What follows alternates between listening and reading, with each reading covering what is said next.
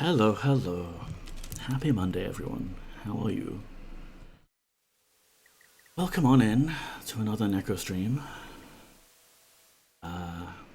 Surprise, surprise, I am sleepy. I have been sleepy all weekend. I've seriously been sleeping in. Hello, MZZ. Welcome. How are you?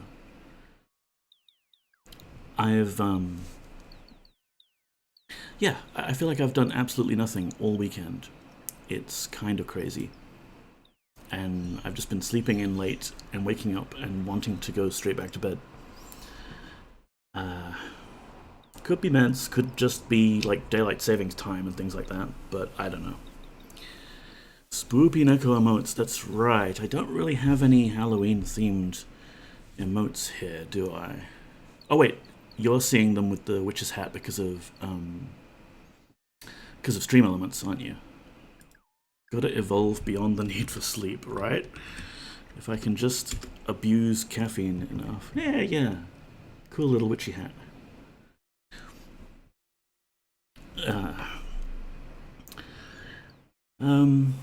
Yeah, how are you doing? I think we're in for another kind of chill, sleepy stream today, and I will derp around in Ultima, and maybe we'll go to Moonglow next, I think. It's one of the next big areas that we haven't gone to yet. I can talk to people, I can try and do hilarious voices. We have a cat cam going. Got a slightly different angle on her today because it's still daylight outside, which is weirding me out. Normally when I start streaming it's quite dark. I'm also zonked new job, yeah. I hope that's going well for you. Obviously don't provide any details here in Twitch chat, but let me know how it's all going. It's exciting and, you know, hopefully a nice change for you. Alright, so where were we last time? Excuse me. Last time, when we left off, we had just completed the Forge of Virtue expansion pack for Ultima 7, and as a result, the avatar has significantly improved her stats. We've got 60 strength, which is double the normal maximum, and maximum in pretty much everything else. Cyclone, hello, how are you? I'm fine. I mean, I say I'm fine. Strictly speaking, I'm not doing amazingly because I seem to be just sleeping all the time and staying tired even after big long sleeps, so there's that. But, you know, that's kind of a Neko problem. That's classic Neko right there.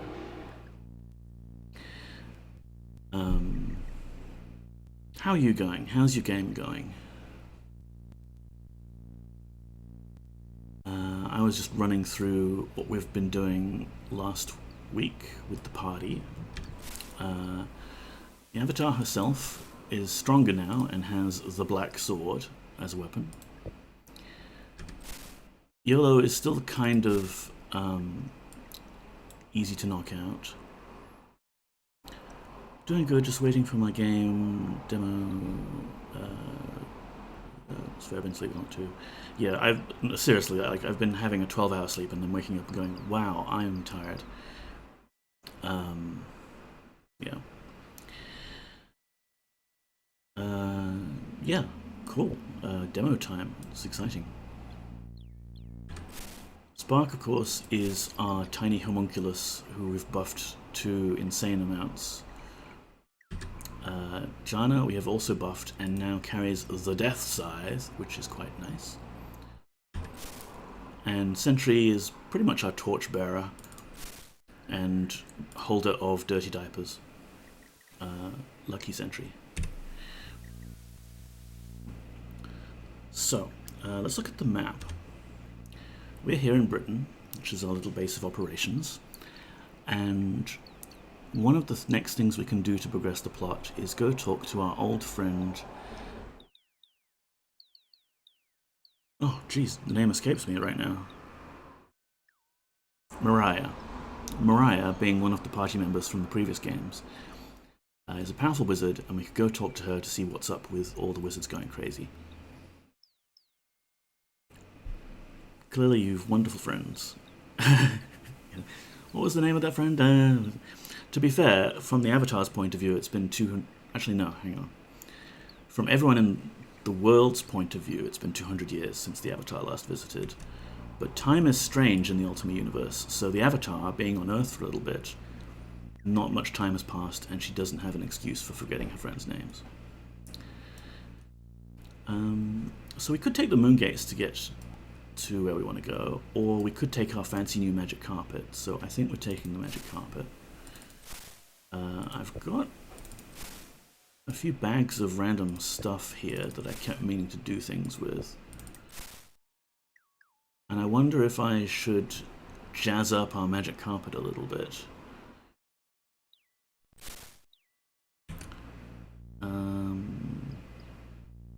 Because I don't see us taking the cart much longer now, since we've got a flying carpet and everything.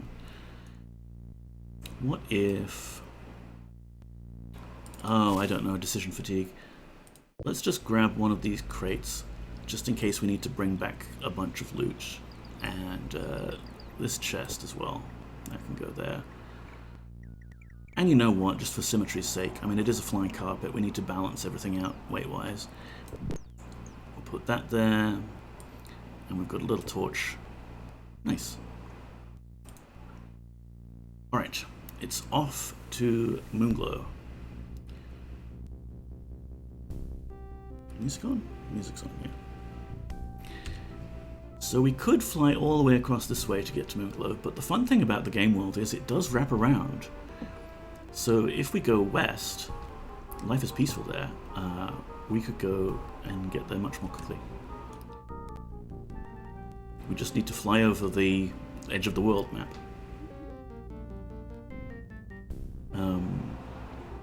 And yeah, Serpent Isle has the same game engine as Ultima VII. Here we are over Skara Brae. Yow! What the hell? Skara Brae is a difficult island to land on, because we need to go there for plot reasons later. Not impossible to get there, but it's just difficult. And here we are, the world has wrapped around.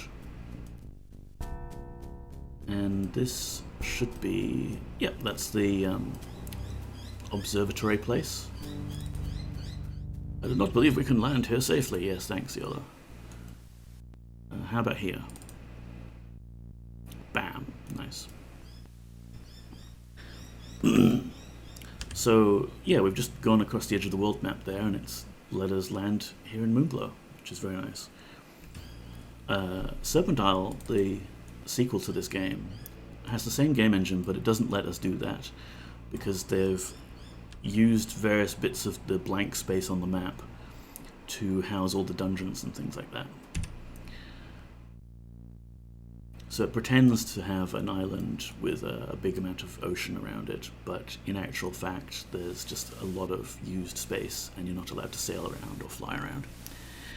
Let's talk to this fellow. You see a scholarly-looking man with a friendly expression.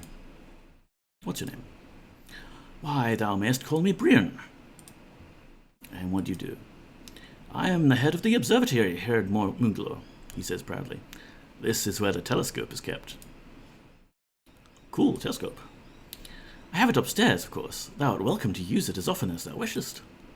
In fact, I also have an orrery, shouldst thou desire to see that as well. An orrery? What is that?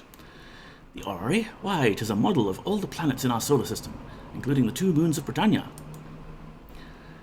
The orrery moves to match the actual current orbits of our real system. I am very excited, for shortly a very rare event will occur. Will it really? Thou art referring to what we in the business call the astronomical alignment. The planets and the moons will all line up perfectly, something that happens only once every 800 years. And I think you can hear a plane flying over in the background, because I have the window open a bit for Poppy's entertainment. Thundercats! Ho!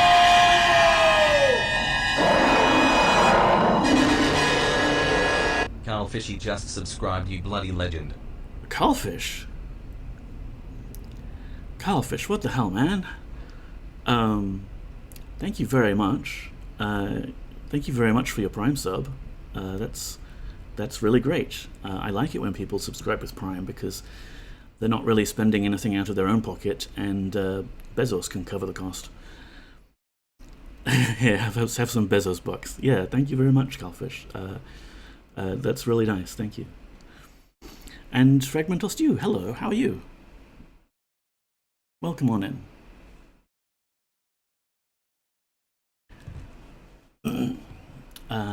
The planets and the moons will all line up perfectly, something that happens only once every 800 years. Sounds significant. I wonder if there's anything else that's happening because of this astronomical alignment. How about Moonglow? Why, I love living here in Moonglow. I very much like the people here. The people, you say? Hast thou spoken with my twin, Nelson?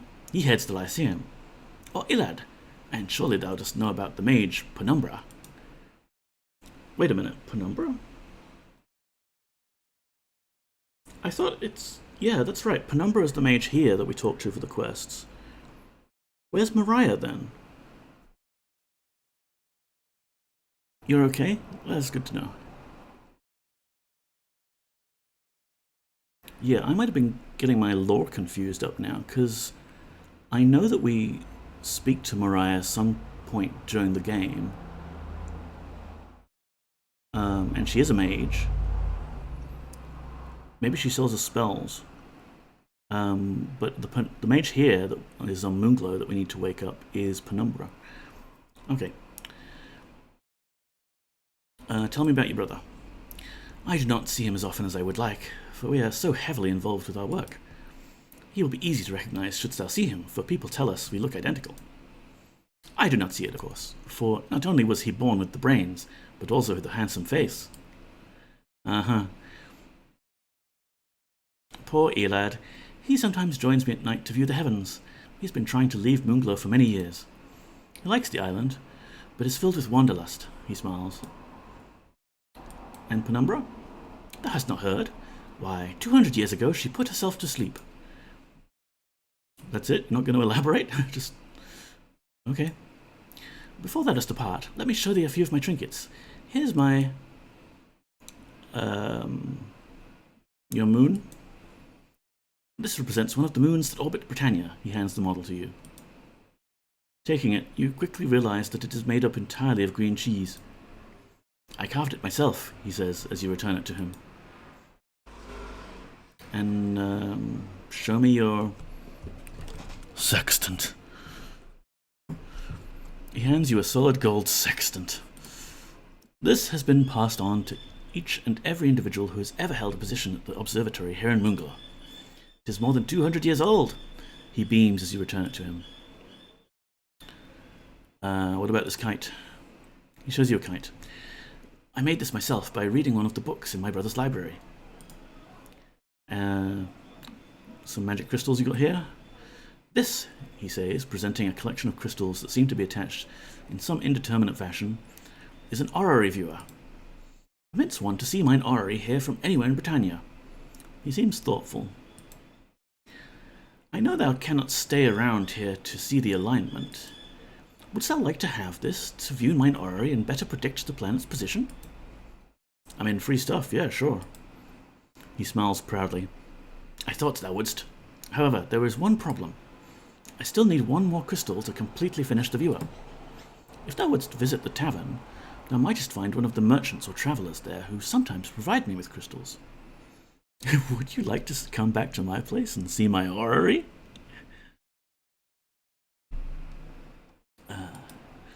If thou canst find another crystal, I'll be able to give thee the completed viewer. Show me the nothing. Bye. Good day, my lady. Thou mayest use mine observatory as often as thou wishest. Yes, you've mentioned this several times.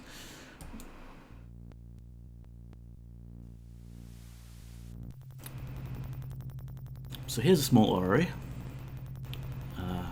Does as it says on the tin. Got a bunch of books. There'll be lots more books to read in the Lyceum. You can go upstairs. He's got quite a nice little place here.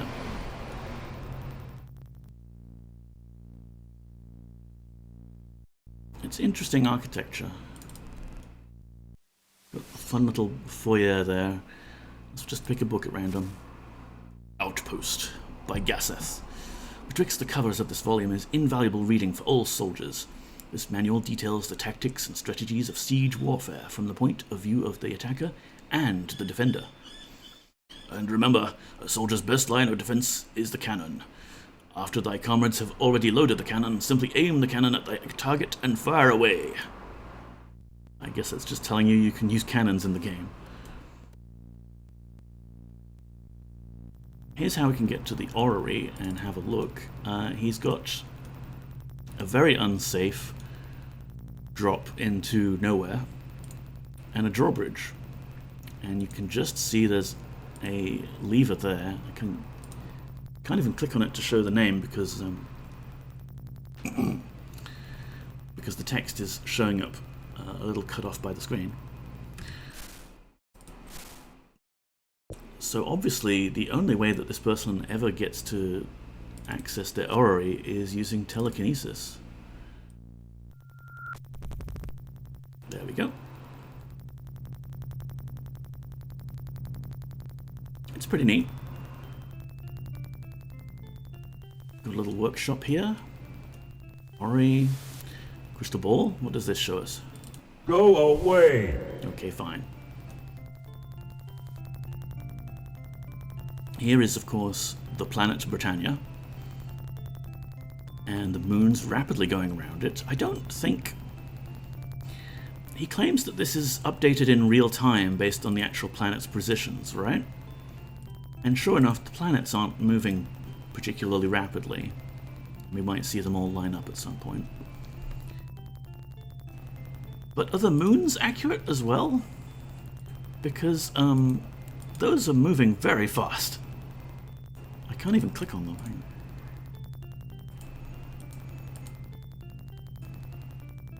It's going way too fast. Yeah, if the moons were actually spinning around the planet this fast, then we would have some serious problems. Then again, look at the tides. If you look at the tides, maybe the moons are actually accurate here. I think we should just be glad that the whole planet isn't torn to shreds. Anyway, we've got a little quest we can do. Go get a crystal from from a wandering merchant at the tavern. Let's check if these fountains do anything. They refresh us. That's it. Many fountains in the game have potion effects in them, and it's a kind of a pity that you can't just pick up a fountain and take it with you, unless you're cheating, like I often did. Food smells good. What's this one?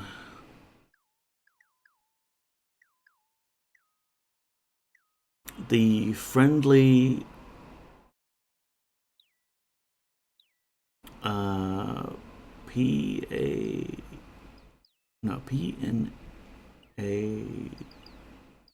KNA.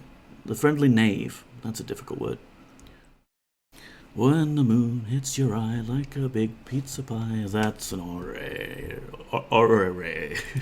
That's difficult, Starfish.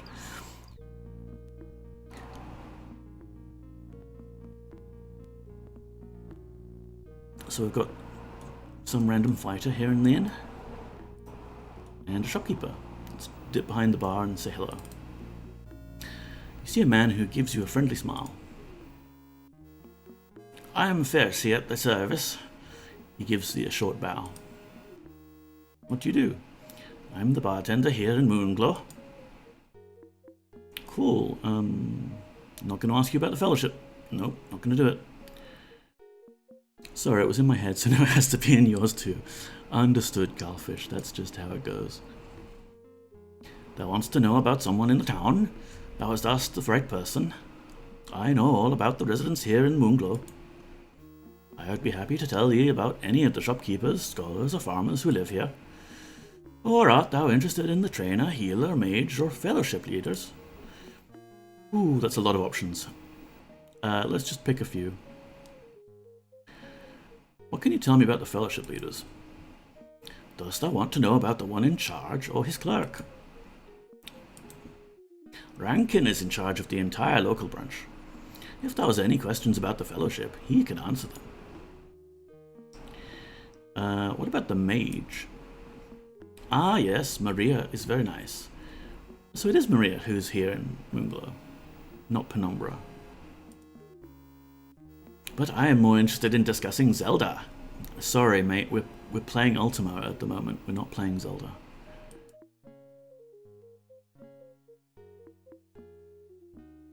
Doesn't actually mention Zelda in the options here. Is she the healer? No. Friendly fellow. I like him. His name's Ilad. But Brion is more interesting to me. Why are you so interested in different people than I'm asking about?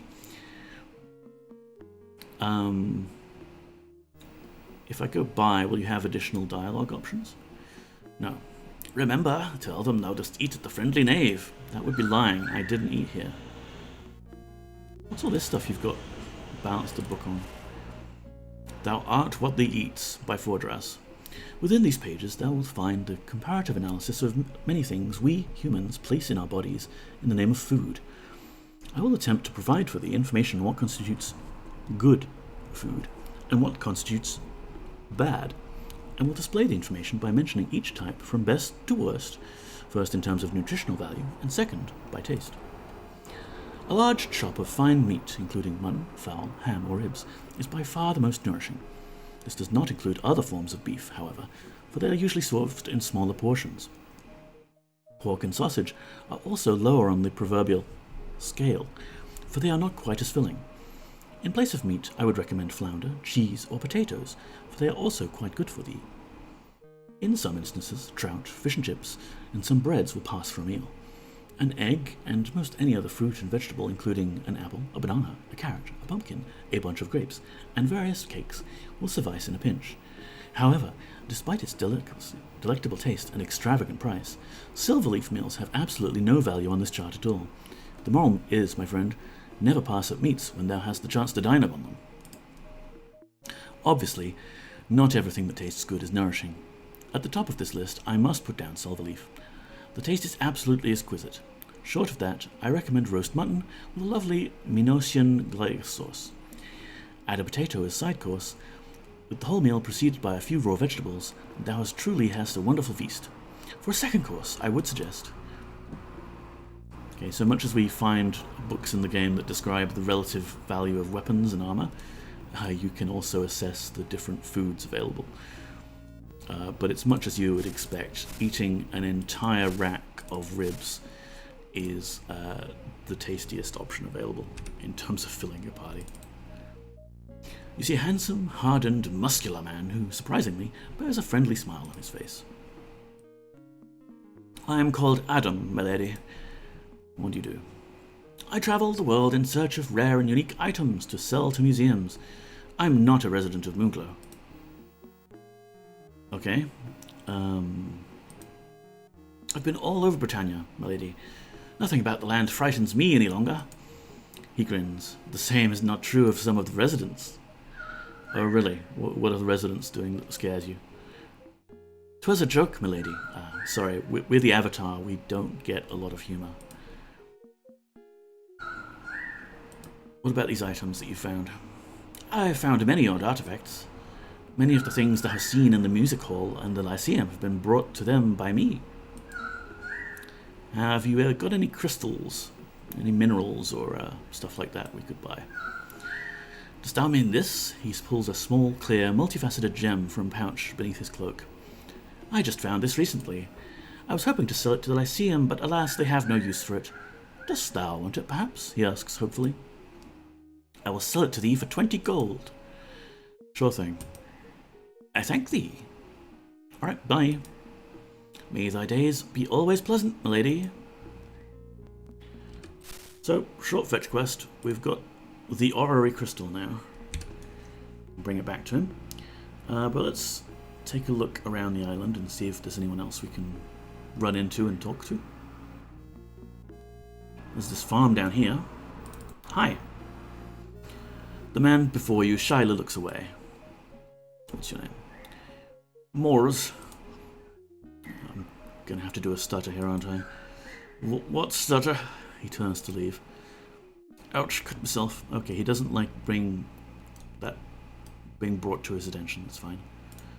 Several farmers. That's actually quite a change for these games. I mean, all of Britain is supported by like 2 farmers,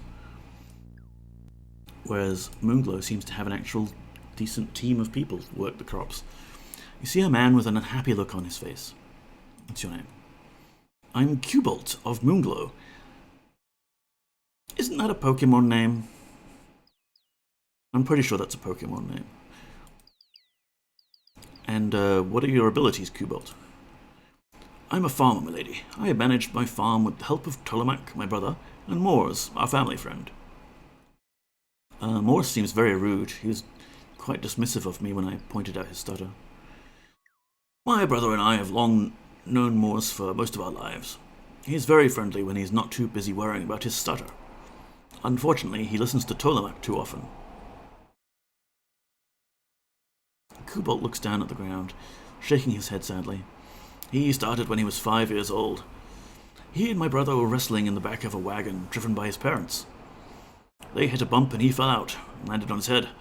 Ever since, he hath had a stutter. He looks back up at you. The odd thing is, neither he or Ptolemak remember the accident. Or at least, Ptolemak did not. I cannot convince Morris to talk about it. He is my younger brother.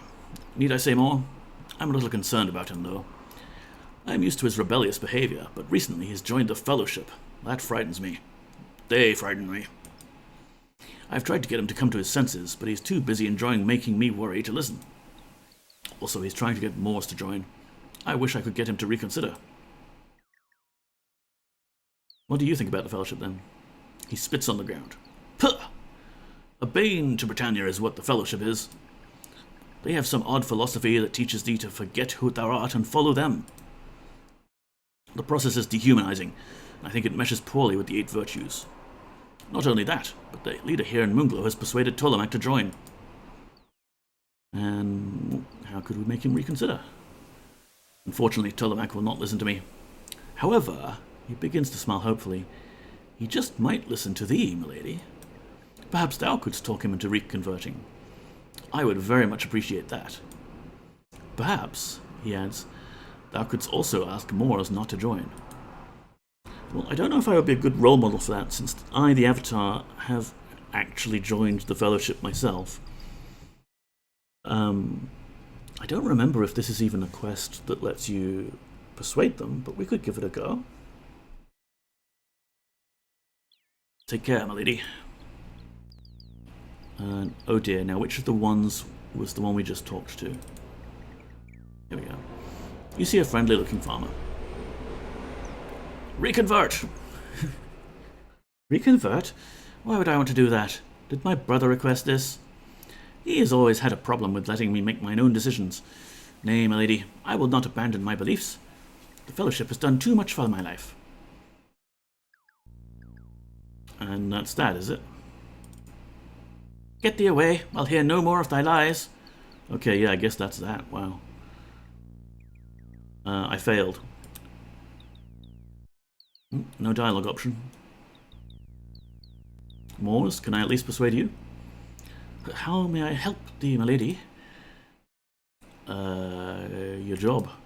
I will work with Cubalt, farming here. Oh, the dialogue options here are mean. It might be a little difficult to see because the corn is the same colour as the text, but we can say Cubalt or we can say Cubalt, poorly mocking the poor guy. He is Ptolemak's older brother. I trust him. Oh, the Avatar can be so mean. Ptolemak is my friend. I've been known him for a long time. He just joined the Fellowship. He wants me to join too. Yeah, don't join the Fellowship. I am in the Fellowship, and I am a shady character. Ptolemak says they do a good many things, and they would help me. Make friends more easily. Cubalt things, they're bad. I do not know what to do. Oh, it's hard to read even. Don't join. Thou dost not think I should join? Cobalt does not want me to either. I suppose I won't. I thank thee. There we go. We persuaded one person not to join the Fellowship. Bye. Bye. We did good. We joined the Fellowship, but we have offset our Fellowship joining with a Fellowship joining offset credit by persuading someone else not to join. Hey, these guys have a locked chest. Do you suppose it's the kind of chest that's lockpickable?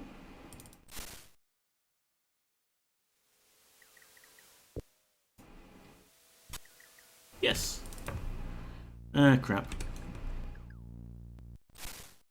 We've got some food we could steal, I suppose. Oh, there's another chest. Maybe more good things here?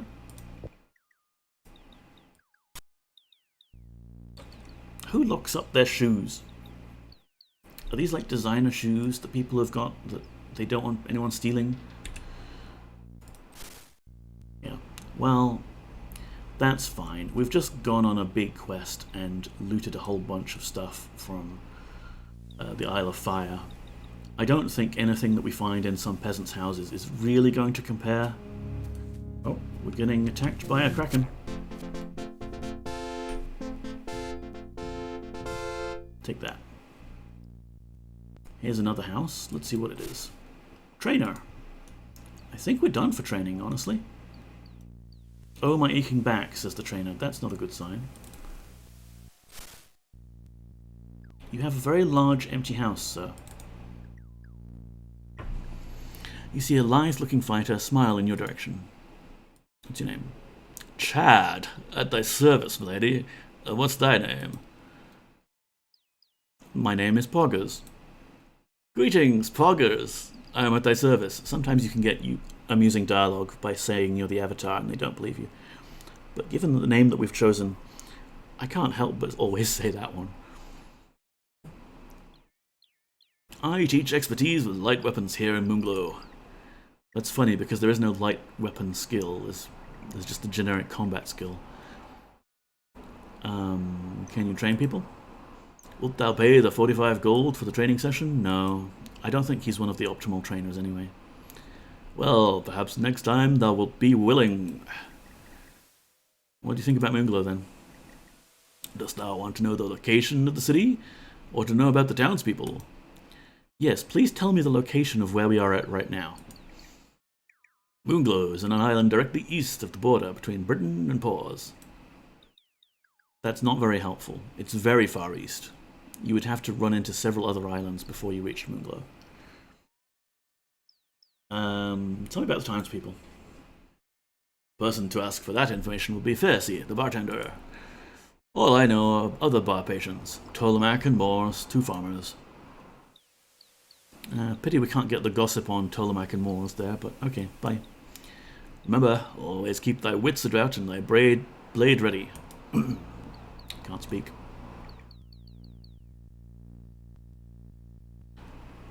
Is that it? No, we've got one more place. Oh, we've got the docks here. Cool. We could have come here by boat. There's a bunch of books. Brommer's Fauna by Brommer. And Brommer's Flora by Brommer.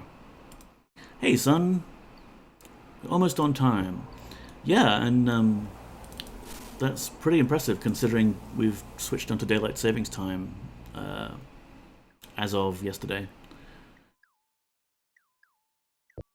It's really messed me up. Although, honestly, I was a bit messed up before anyway. Not having...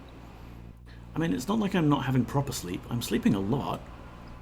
It's just that when I wake up, I'm wanting even more sleep. It's very strange. Anyway, son, how are you doing? Good to see you in. We are on Moonglow, which is this island over here. Oh, look, there's a little tiny island there we could probably go visit sometime, which may or may not have some secrets on it. Possibly not. I cheated. I have today off work. Not bad. Here in New South Wales, everyone has today off work because it's a Labour Day. You know, one of those phony baloney public holidays for fat cat union gangsters.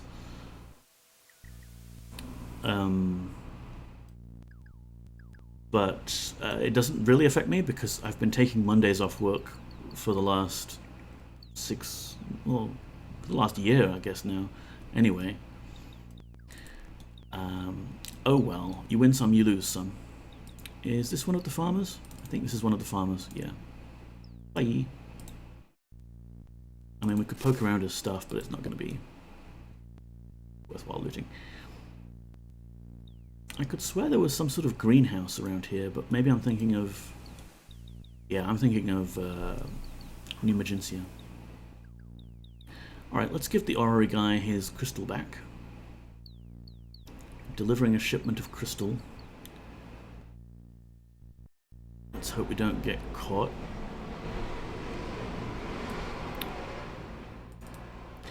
Salutations, my lady. Brion smiles. Have crystal. Has the crystal? Excellent. He takes the crystal that you got from the adventurer and begins attaching it to his orrery viewer. Shortly, he is finished. Yeah, you're like one of the 5 countries on the planet that has some random weird Labor Day instead of the International Workers' Day like everyone else. Maybe it's you lot that are weird. You know? Did you consider that? I don't know. I think you have it on whichever day that you finally won the rights to have that day. Maybe some people have moved it to International Workers' Day. I don't know. The rest of us celebrate on May 1st in honor of the people who died in the Haymarket Massacre. Oh, right.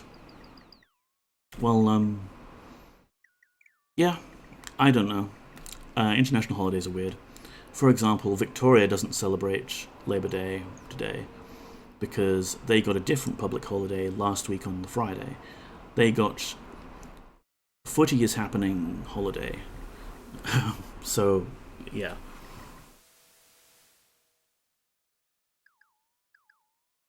He takes the crystal and he got it, and shortly it's finished. Want crystal. The avatar is very terse when she speaks. Use it well, my lady. He gives the contraption to you. Bye. Good day, my lady. Thou mayest use mine observatory as often as thou wishest. Weirdly, the US, where Haymarket Massacre took place, has Labor Day on some other day, but like the other 200 countries on the planet, all celebrate on May 1st.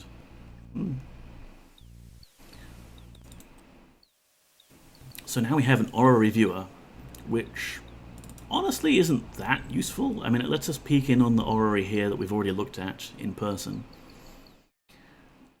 without having to travel there.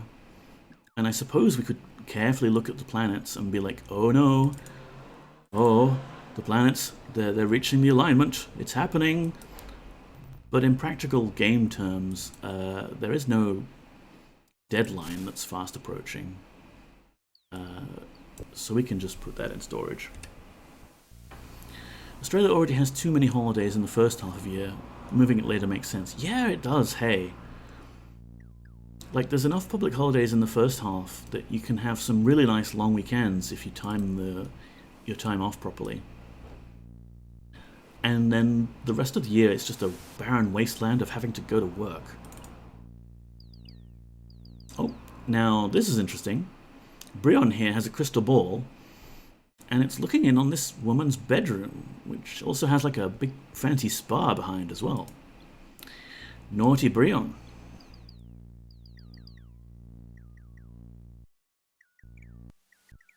That's actually the bathhouse in...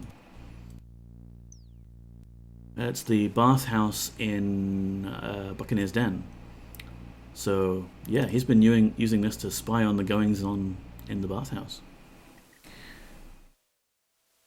Move a Christian holiday instead. They have loads of them. Not being serious, by the way. Hope that's clear. That's fine. We can joke around a little bit. Jan to June is New Year's, Australia Day, 2 days off Easter, Anzac Day, Queen's birthday. I wonder if that's going to change, though, now. We'll have the King's birthday. July, December, Labor Day, 2 days for Christmas. Yep. You've got to save up your time off and have your own public holidays. Anyway, so it's very, very naughty of this guy to have this crystal ball that looks into the bathhouses, and we should confiscate it so that he doesn't abuse that. There.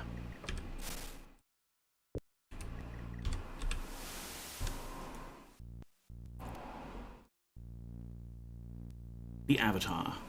Making the world safe from perverts, one crystal ball at a time. So what's down this road?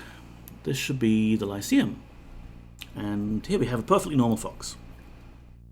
I tried to double click on foxes before, but that was silly of me. As established, foxes don't talk. But we'll just do it again. Oh! Queen's birthday holiday wasn't on the actual Queen's birthday. Doubt they'll move it. Well, she's got 2, right? Or she had 2.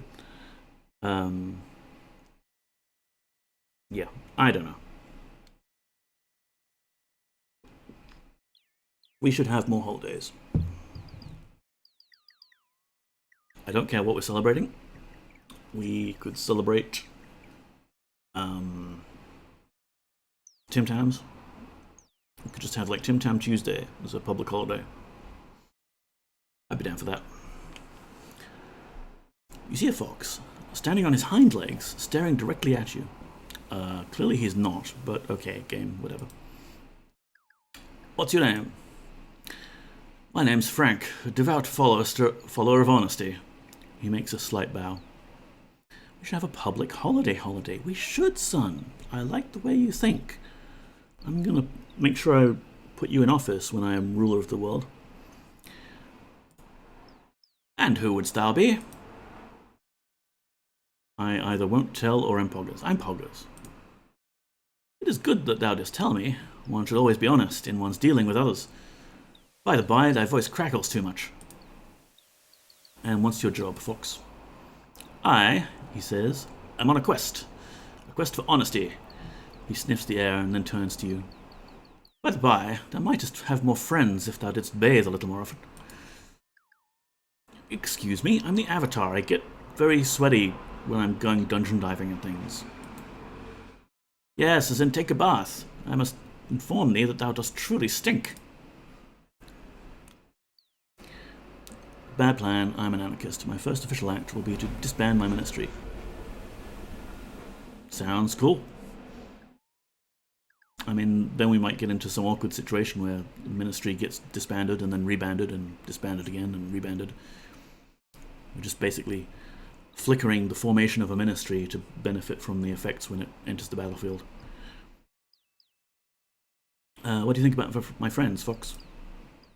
Speaking of thy friends, I have heard that thy companion, Dupre, is a drunken sot. Well, no argument there. Yes, from what I've been told, that Dupre has no will when confronted with a tankard of, well, anything. As a matter of fact, thou hast fairly poor taste in companions overall. What about my companions? I'm glad thou dost ask, milady. Thy friend, Iolo, charges far too much for his bows. He does, doesn't he? I mean, I'm in his party. I go see his underling. His boss is right there, and we didn't get a discount. What the hell? Perhaps thou couldst have a chat with him. Too much? What dost thou mean, too? His bows and crossbows just aren't of the quality that is worth the kind of gold he charges. He takes a step back. Gads! Thy breath could gag an ox. Thou shouldst consider taking better care of thy teeth, or thy fellows will leave thee. What about my teeth? I'm the Avatar. I'm perfect in every way. That is the reason for thine offensive mouth odour. I have not seen anything that yellow since the time that thy fellow Shimino ran away from battle in fear. Well, he does that a lot. And, he pauses, peering very closely at your face, I never noticed how large thy nose is. It is amazing thou canst find enough air to breathe. What about the Avatar's nose? It's quite dainty and tiny. Truly quite large, and not in the least bit attractive. Okay, bye, Fox. Thou hast the manners of a pig. 'Tis not polite to break conversation so abruptly. So, that's Frank the Fox. And here's the Lyceum, where we can find Brion's brother. Schrodinger's ministry, yeah, exactly.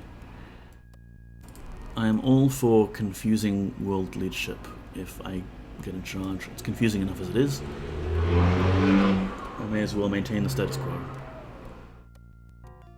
So, who is this person? You see a woman who meets your gaze with an icy stare.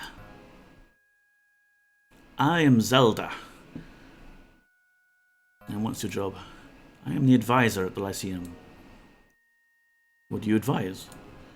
Yes, she says, my job is to manage and regulate the events in the Lyceum. And, she adds, provide assistance to the people here in Moonglow when they need it. That's cool. What sort of events are on? I am in charge of maintaining the reading areas and bringing in new books. In addition, I help organize special group sessions for Jillian's tutorials and set up educational entertainment programs. Sounds very nice. What do you think of Jillian? Jillian? She is very well behaved, also quiet and tidy. I believe she's an excellent scholar. If thou art going to seek her out, try not to overturn any shelves. Some new books have just arrived and I have not finished placing all of them. Ooh, new books. Nice.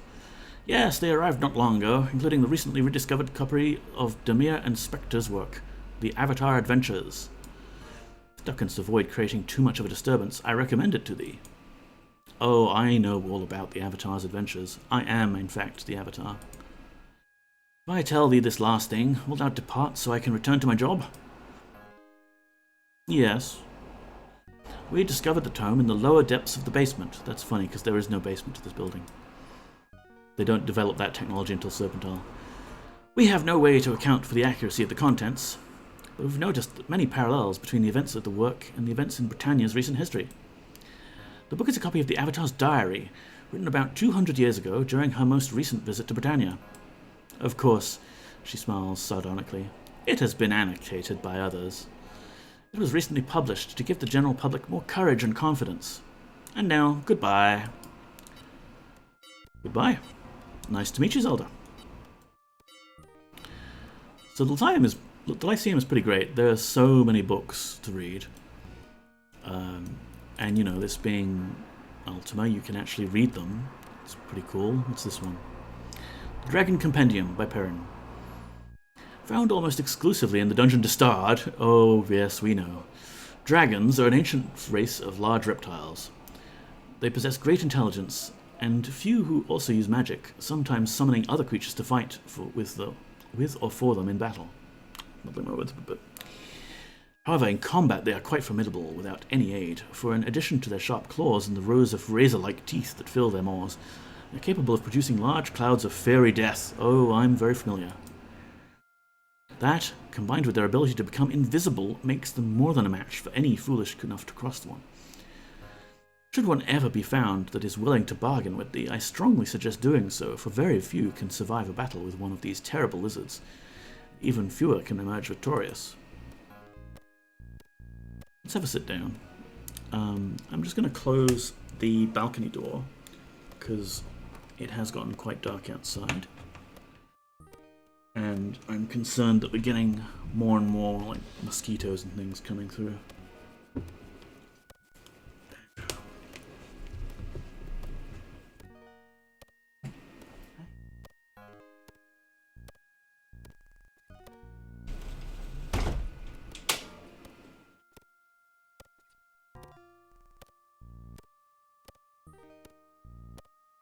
Looks like the puppy cam is still running.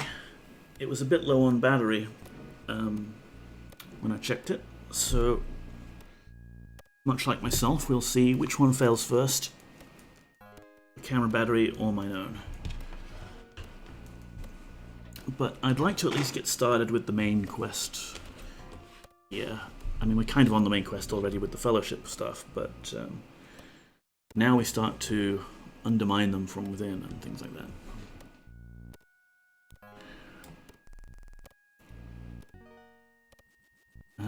Now, was there anyone else we want to talk to? We want to talk to his Brion's brother. Just to be like, hey, how's it going? And who's this person that just walked out? Hey, come back here. There we go. You see your old friend Maria. Mariah? What's your name? Surely thou dost recognize thine old companion, Mariah? Yes, dost thou not recognize me? She pauses, glaring at you. But who art thou, and where are my pastries?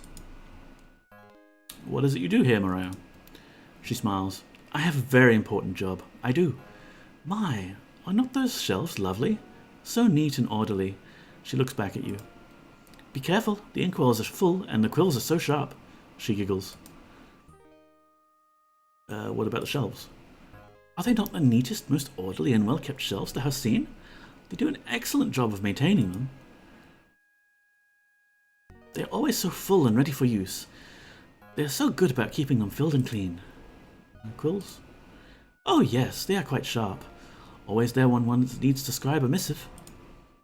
They do an excellent job of having many ready at a moment's notice. Who is they? Yes, they do. Her face turns sad. But I only sell. What do you sell? Yes, she agrees. I do indeed sell. I even spell. In fact, I even sell spells. But if thou desirest the reagents, thou art out of luck, for I only sell those during one of the 7 weekdays. Wouldst thou like to know which day? What a lovely set of books thou must have. I have just the item for thee to match thy shelves, a potion. If thou wilt buy a spell or reagent from me, I will sell thee a potion for only its normal price. He is quite mad. Which day is it that you sell reagents on? Why, today. Thou art in luck. Buy a spell. Which circle art thou interested in? Oh, okay. Getting right into it. I haven't really reviewed what spells she's offering us and which ones we need to fill in, but let's have a look at the 6th circle. That's a fun one that we've recently gained access to. Clone we picked up already. Sleep Field is probably unnecessary. Cause Fear, same thing. Magic Storm is kind of fun. It causes lightning to just zap random people in the area that's your enemies. Magic Storm spell will cost 100 gold. Agreeable? She might be ripping me off here, I don't know, but we're pretty flush with cash, so yeah. Done! Wouldst thou like another spell? Sure. Which circle art thou interested in? I don't know if we've filled in the 5th circle yet. What spell would thou like to buy? We've got Invisibility, Charm, Firefield, or Dance. Do any of you play TTRPGs? Yeah, I believe there's quite a few people who like to come into my chat to play tabletop RPGs. I haven't played myself in a considerable length of time, being as how it's difficult these days to actually corral one's friends into choosing a time and possible location to actually sit down and spend several hours playing. It can be quite difficult. But yeah, they are very nice. I just picked up Blades in the Dark, and I'm enthralled. Oh, I don't believe I've heard of that one. But I say I haven't heard of it. I think you might have mentioned it before. But I haven't actually read into it or what it's about. I kind of want to buy the dance spell just because I've forgotten whether it makes your enemies dance or whether it just makes you dance, and who knows, that might be fun. The dance spell will cost 100 gold. Agreeable? Sure. Thou dost not have enough gold for that. Sound like another spell? No, let's cancel then. Bye. Certainly, come back any time and buy. So we didn't actually bring a lot of cash with us, but that's fine. I can go shopping for spells off stream. It's a bit repetitive going through all of the dialogue menus. Nope, it's new to me, so I wouldn't have mentioned it. Odd. Someone must have, because it rings a bell, basically. Blades in the Dark looks fun. The whole genre of Forged in the Dark games looks fun, though. Okay, so it's a series, is it? Nice.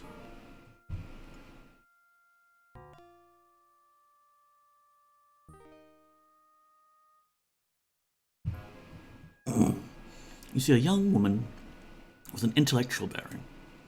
And what is your name? I'm Gillian, my lady. What do you do? I am a scholar, my lady. I also seek I also tutor and train those who seek knowledge here in Moonglow. Tutoring, cool. We've got this boy, Spark, that we picked up somewhere along the way, and he's an orphan now. He needs tutoring. Like, he needs to learn his arithmetic and what have you. Could you take him on? My price is 35 gold for each training session. Aren't thou willing to pay that? Yes, actually. I didn't realize she's an actual trainer. I guess she trains magic and stuff. Which of you wishes to train? Yeah, go. Train Spark. What the hell? You gather your gold and count it, finding that you have 6 gold altogether. I'm sorry, but thou does not seem to have enough gold to train now. I shouldn't have blown it all on spells. Oh well. Fare thee well, Poggers, she says, returning to her previous activity. I don't remember introducing myself. There's one I want to play called Scum and Villainy. That's Firefly-esque space mercenary stuff. Nice. But it's called Players of Crew of Criminals in Victorian-style city, world where the sun has died. Oh no, sun! The sun has died? And the lands beyond the city are a hellscape of undead and demons. Oh, so like regular current day the UK. I've heard of Scum and Villainy. Do you know there's an actual Firefly game, right? Also Beam Saber, which is like Blades in the Dark from Mech Pilots. Cool. The clock just chimed. Let's see what time it is. I fear we've just missed the opportunity to talk with that guy's brother. There's a bookmark here with a book. What was this person reading? Stranger in a Strange Land by Robert Heinlein. The struggles of an individual from another planet who finds difficulty assimilating into his new society and culture. One of the books that the Avatar or Lord British brought with us. Is this the guy, or is this... There we go. Salutations! Poggers! Thou mayst call me Nelson.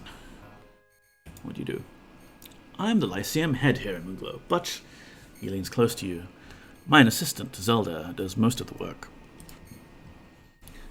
Tell me about Zelda. She's an excellent assistant. The Lyceum has never performed better. However, she is a little too stern, I believe, and... He leans in again. I think she's quite beautiful.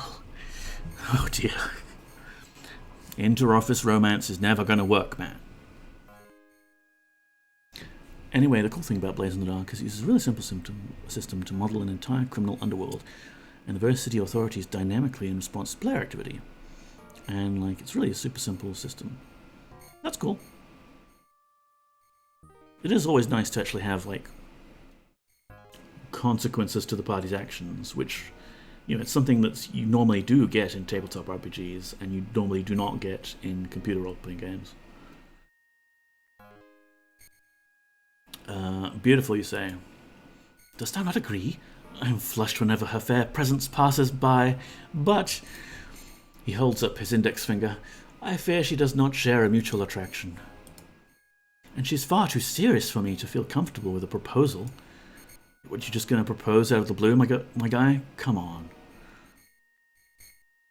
She's put an extraordinary amount of time and effort into ensuring the activities in this edifice happen smoothly. And, he adds, she takes it personally when they do not. Alright, bye. Of course thou mayest have free reign of the building, but first, he grins, let me show you my... your bookmark? He appears upset. I knew someday that would be stolen, he says angrily. I should have known better than to show it to every person who comes to visit. That's fine. You're in the wrong room, my guy. You're supposed to be down there in that other room so that you can point to these objects. But you can't find them because you're in a different room. In fact, I think you're in Zelda's bedroom. Yeah, the whole faction system looks interesting. Agreed. Factions are kind of fun.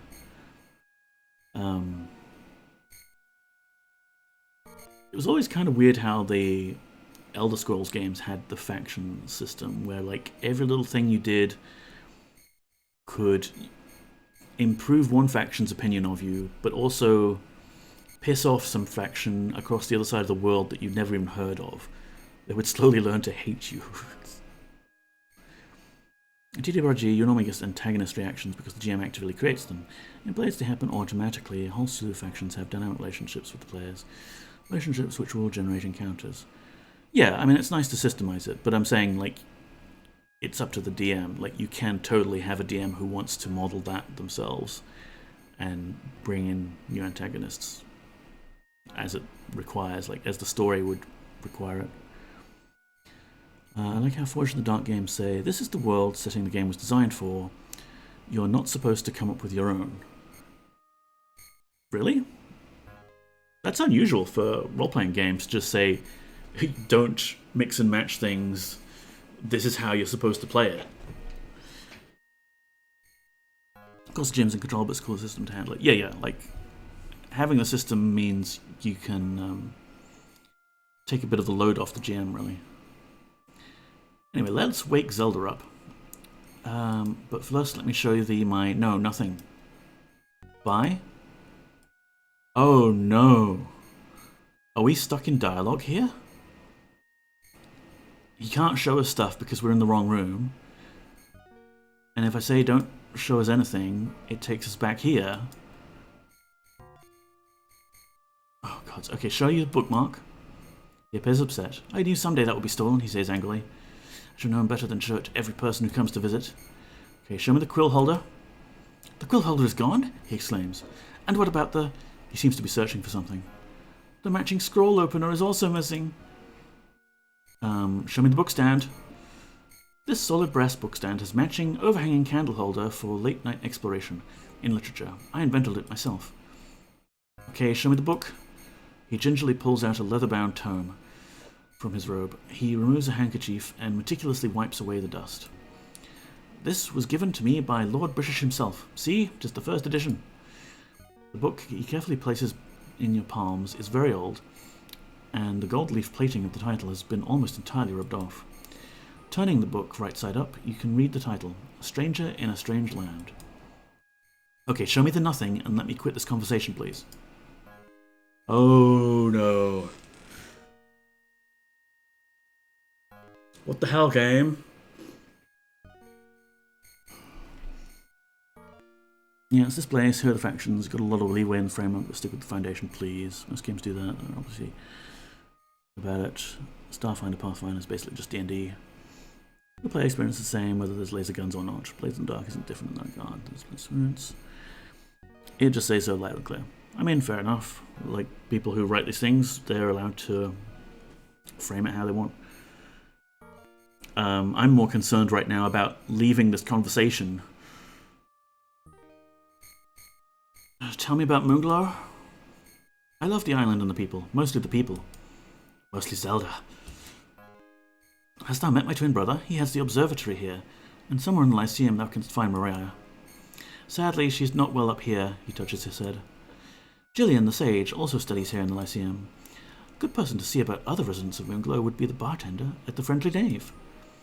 Fiercy knows almost all of us here on the island. Oh, and thou must not forget the legend of Penumbra.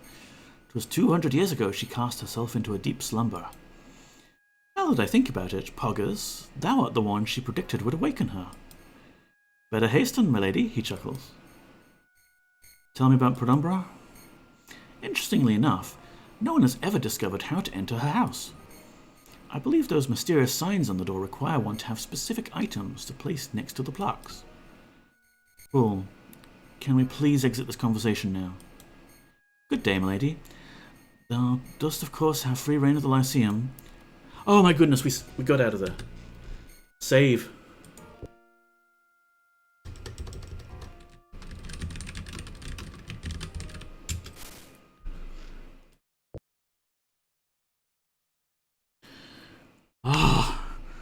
It's like every introvert's nightmare there. It's a conversation you cannot quit.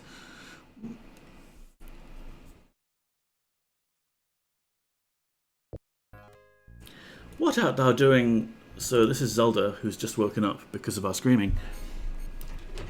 And what's-his-face has made himself scarce. What does thou need now? I need to tell you about Nelson's feelings, because as the Avatar I have nothing better to do than try and hook people up. Nelson? I never really thought about him, she shrugs. I suppose he is not a bad second best. I will try, she says, smiling. Second best? Well, his brother, Brion, is quite attractive, I think. They're twins. Good day. I wonder if I can relay the good news. He's second best. Salutations, Poggers. He smiles broadly. Truly, that was her response? I am pleased to no end. I thank thee, Poggers, for bringing this joyful message. She called you second best, my dude. Please quit now. Good day. Free reign. Oh, thank goodness. Let's get out of the Lyceum. Or we're dragged into another conversation with someone.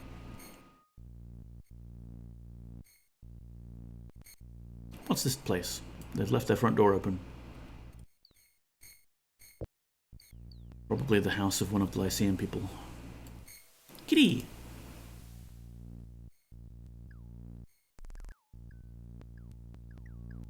Just do avatar things. We're just going to barge into people's houses. Wake them up. Hi! Oh, it's Jillian. Greetings, Poggers. As usual, I have much to do. However, I can spare a moment for thee if necessary. No, I was just barging into your house to wake you up. Bye. Very well, Poggers, she says, returning to her previous activity. Sleeping. And who is your friend? You see a man with a sour expression on his face, holding a baby boy. As he sees you, his face brightens.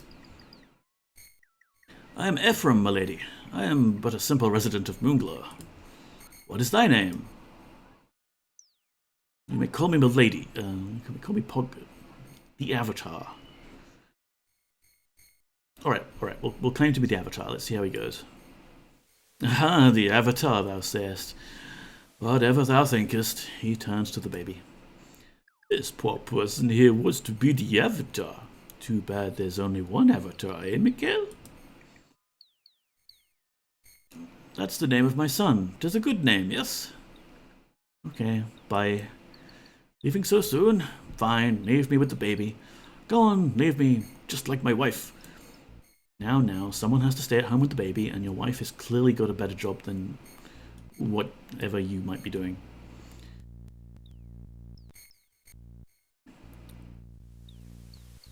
I think if we want to continue talking to people in town, we're going to have to be barging into their house and waking them up. Oh, and just as we say that, here is Penumbra's house, along with some spooky music. So she put herself to sleep 200 years ago, and somehow her house is in perfect condition. Which, I mean, I guess magic.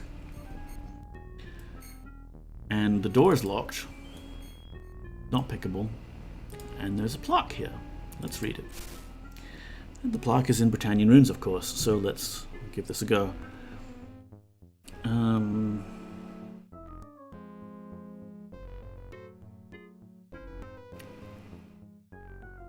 H, okay.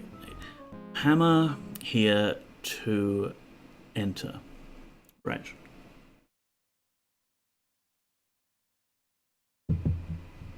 Hammer here to enter. So obviously we need to knock, right? No, didn't work.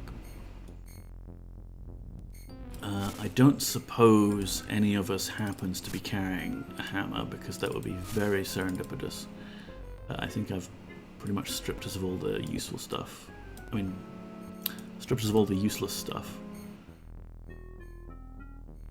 I know where we could get a hammer. We could get one back from the whole Forge of Virtue that we were at.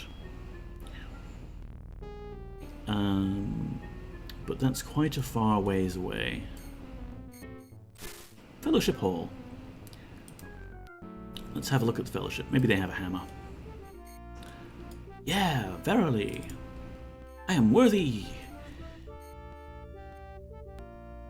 Every Fellowship Hall is basically the same layout. Kind of cool. What is this in the corner? Gold bar? Just casually chucked under a shelf? The Avatar will not stand for this.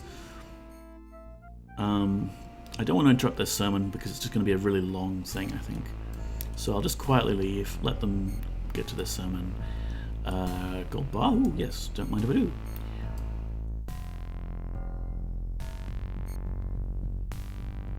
There's a small little questlet that we can do for the Fellowship Hall there. Oh, hello, there's a lockpick in this chest. That's going to come in handy. And some gold nuggets. Give those to the boy.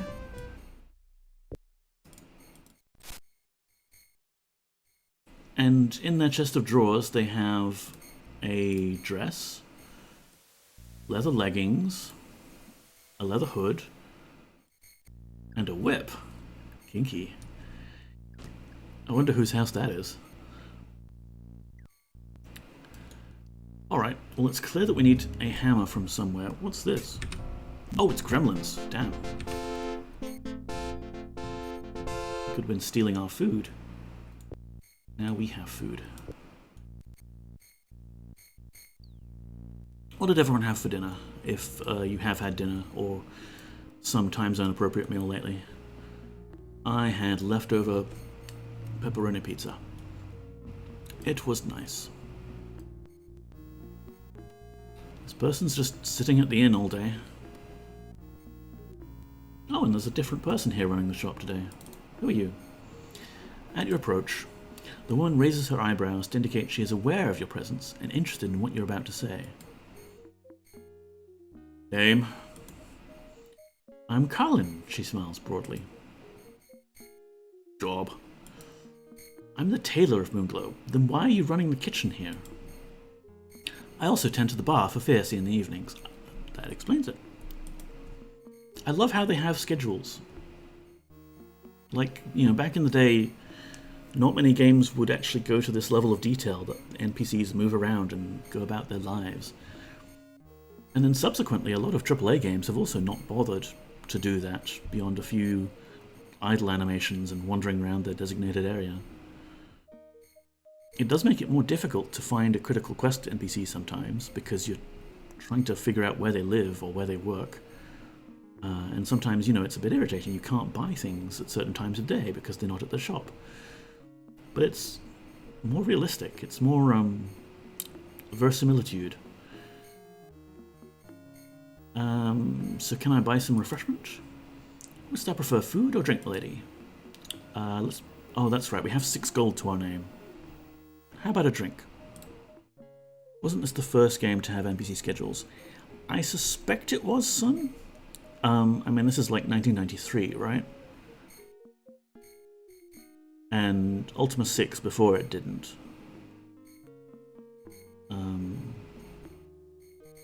There's other games like Wizardry and Might and Magic and what have you that I wasn't really familiar with, so I couldn't comment on. What would I like to buy? Can I afford a wine? Wine sells for 4 gold per bottle. Dost thou accept my price? Yes. Agreed. Would I like something else? I cannot afford it. Bye. Fare thee well, my lady. All I have is this gold bar.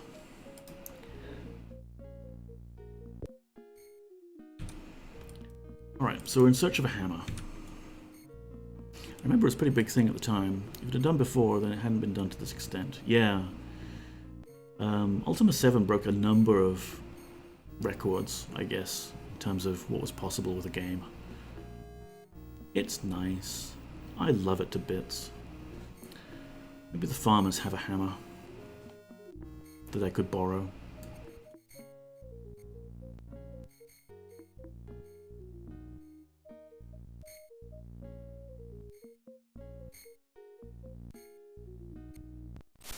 They have food. They have a Morning Star that's kind of a hammer.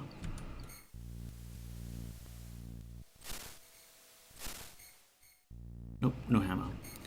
We may want to fly back to Britain or something like that. Or perhaps we'll take the Moon Gates. Somewhere on this island, I seem to have forgotten where. Here we go. Moon Gates. It'll take us to somewhere random, and we'll let fate decide. Alright, we're at the Britannian Moongate. Fair enough. Mac's shed had a bunch of tools in it. Probably not a hammer, because that's not really a gardening implement, or a farming implement. But you never know. Eggs. He keeps a bunch of eggs in his drawer.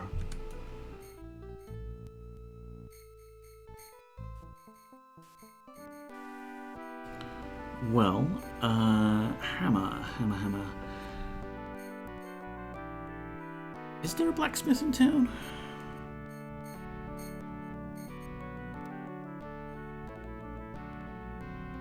I feel like there should be. There's a vendor of weapons here. But that's not where they make them. Oh, shipwright. He'll have a hammer.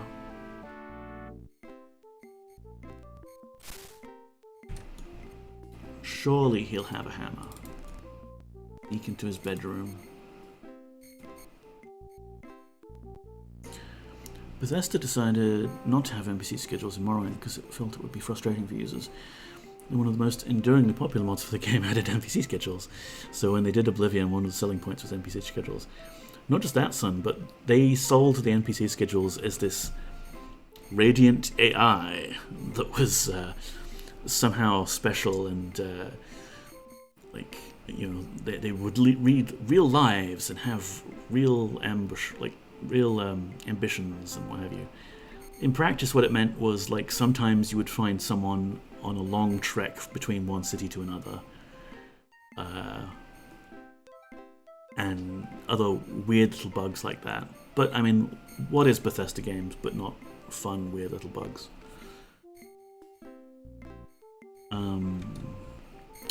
Key. I need a key.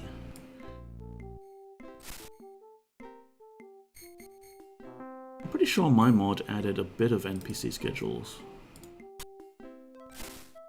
We've got a gem, we've got 7 lockpicks and 64 gold coins. I don't really have a beef with the shipwright, so I'm not going to steal his stuff. We're doing alright for gold, really. Just need a hammer.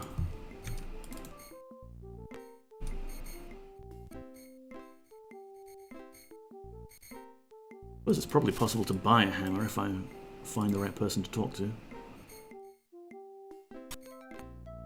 Empty chest. Who locks an empty chest? Never go full Molyneux. Too right.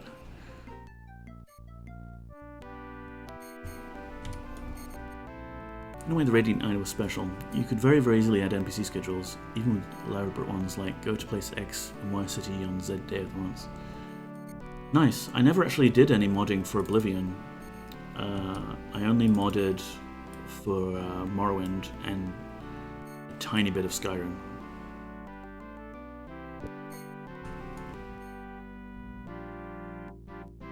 But yeah, they made it sound a lot more than it was. I mean, it's their job.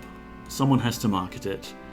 They have a 5-minute conversation with the developer, and based on that interpretation of their understanding, they write all of the marketing spiel. Where am I going to find a hammer? Do we have any at home? It's getting kind of silly.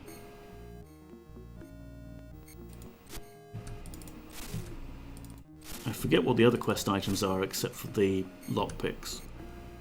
But that's fine. We'll stumble around today, just doing some quests and things.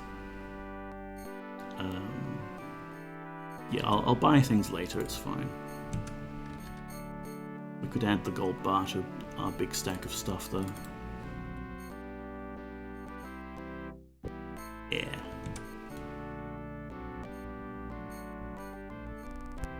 Like, I've got enough cash as coins at the moment that I don't need to go and cash the gold bars in.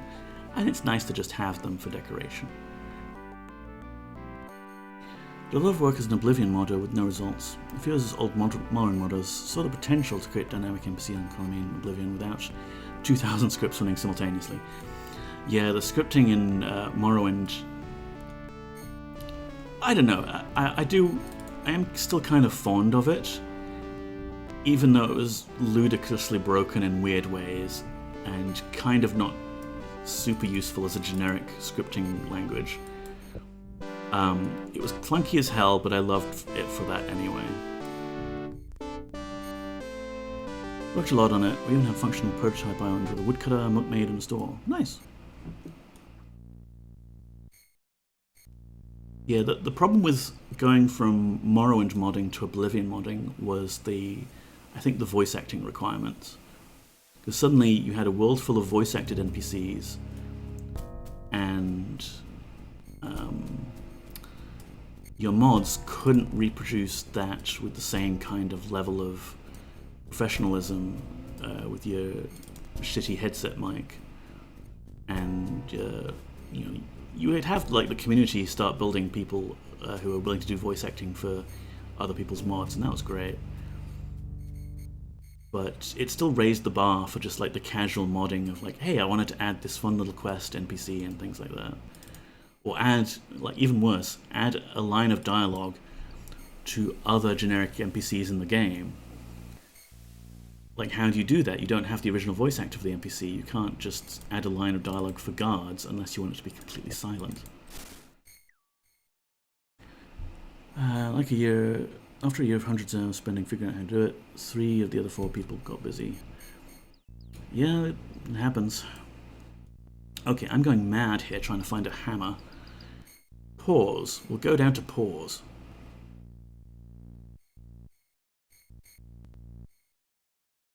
Should have taken the carpet. It'd be much quicker to zip around. Now everyone's getting hungry.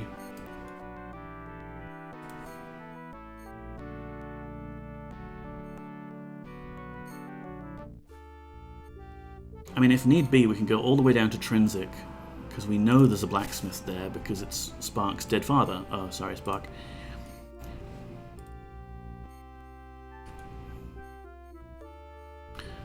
I think in terms of pushing the technical limits of modding, our project was probably the most ambitious ever. Nice. Yeah, it's amazing to see what communities of modders can do with a game engine if they really push it.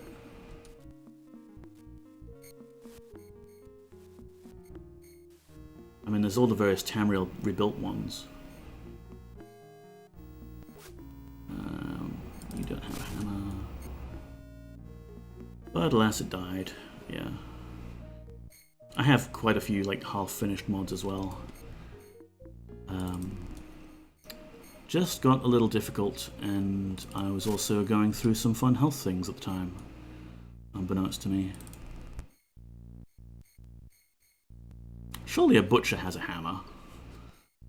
No. Okay, we're going Trinsic. We're just going to leg it, run through the swamp. Where'd my mouse pointer go? We're starving and we're running into the town. Go see the spooky ghost of Christopher the blacksmith. Get a hammer off of him, and then we'll go back and do our quest. Hammer! Is there anything else we might need for the riddle later? I don't think so. I can't remember exactly what the other bits are. Yeah, we're making that Radiant AI do things it definitely wasn't designed to do. Oh, that was half the fun of it, son. Like, the Morrowind scripting engine, you could get that to do very strange things, like by really pushing it to its limits. And I remember discovering that there is a limit in the Morrowind script compiler, or the intermediate bytecode that it compiles down to, on the number of if-else-if chains you could do. And I know I hit that limit because I was automatically generating a huge if-else-if chain based on 100 possible, like, hundreds of items in the game that you could potentially ask someone to carry for you. So they need a script. So they need to tell you to take that item by name off you. There's no real variables for references or anything.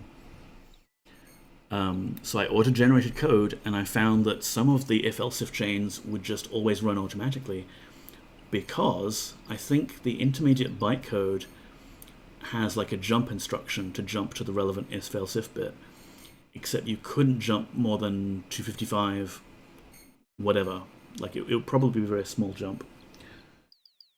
And the compiler wasn't smart enough to realize that it would need a very big jump. At least we had the benefits of the scripting extender really early in Oblivion. Yeah, I haven't used the scripting extender for Oblivion, but I did use it for Skyrim. That's nice.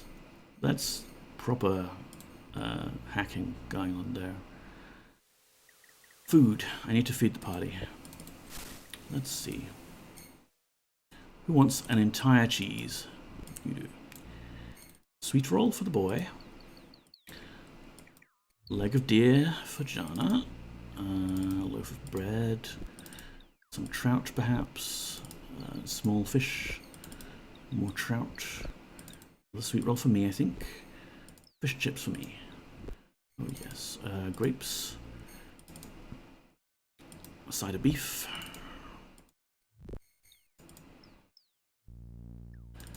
I think we're all fed now. But that's all of the food, so we need to stock up from something else later.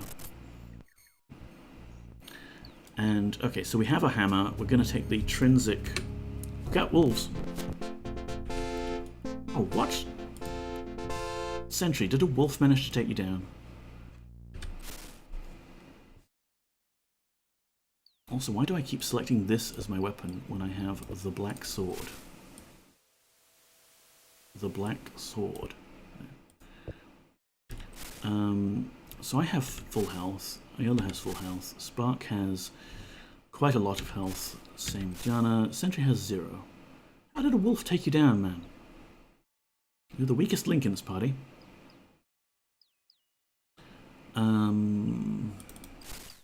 Let's heal him up.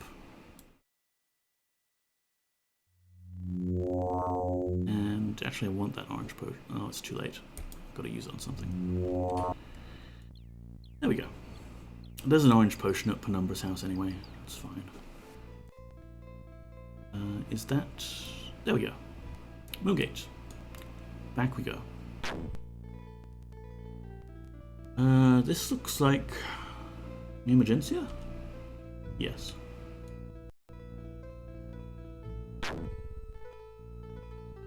This is...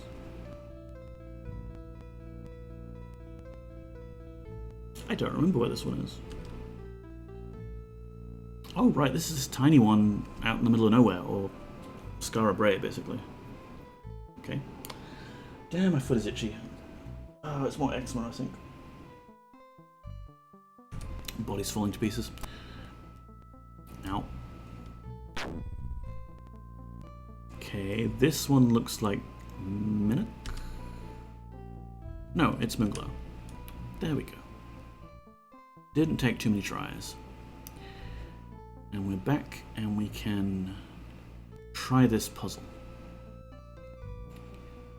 I think probably been going for a little bit already, even though we haven't actually done much. Just stumbled around town talking to people. Once we get Penumbra up and working, and we can get quests from her, I'll call the stream. Because just like Penumbra, I have been sleeping for 200 years and still feel tired and a little bit mad. Anyway, hammer here to enter. Gotcha. No worries. Understand completely. Who picked up the hammer?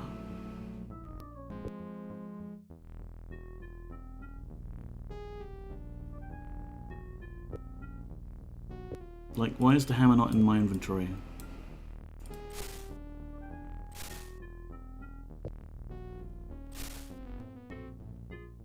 Who picked up the hammer? We picked one up. It was in my hand.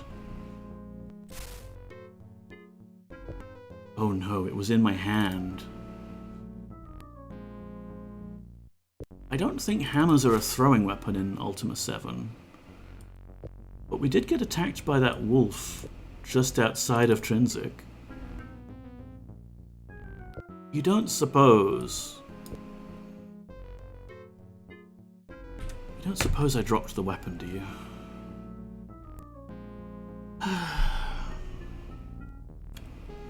I need a Tim Tam. Short break. Have a look at the cat. Go on mute.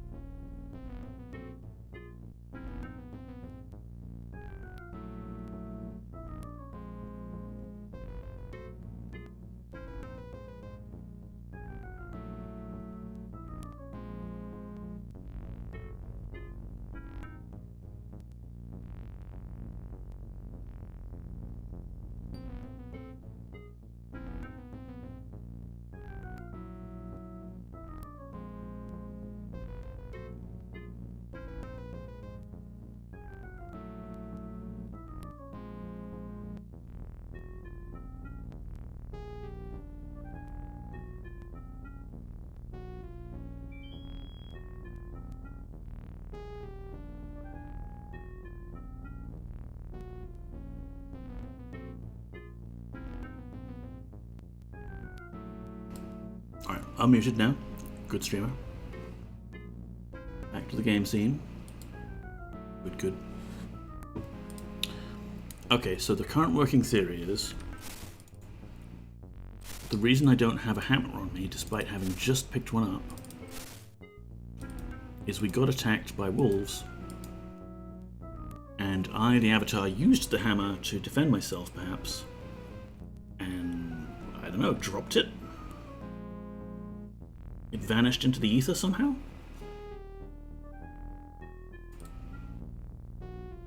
I mean, it doesn't look like I swapped it out with a different weapon, because the hammer's not in the backpack. So, I guess let's go back to the magic carpet. And we'll go get a different hammer. Or maybe we can check for the same hammer, I don't know. I mean, there's that Forge of Virtue one, we could get that one. Yeah, tell you what. For maximum expediency, let's use magic to solve this problem. We actually have a decent amount of mana now, in-game, not IRL, that we can use to cast many spells. And we can cast Mark and Recall. First, let's first mark on the redstone, I think is what we used in the Isle of Fire for the dragon area, which we don't need to go back to. So we'll mark on that. Fourth circle. We do need to come back to Penumbra a few times during the course of the game anyway. So red is now Penumbra. Let's make a note of that.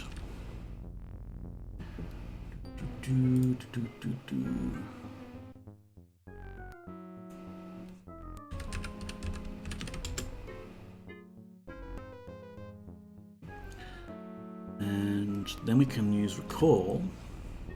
Not you. We can use Recall to use the white stone, which I think was on the Isle of Fire. This is a lot of effort to go to for a hammer, but here we are.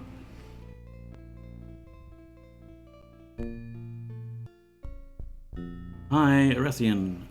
Oh, that's right, he died. Remember me? I was here last week. Kind of wrecked your shit up. Okay. Hammer. It's hammer time. Check the bags. Hammer. It's right there. Good.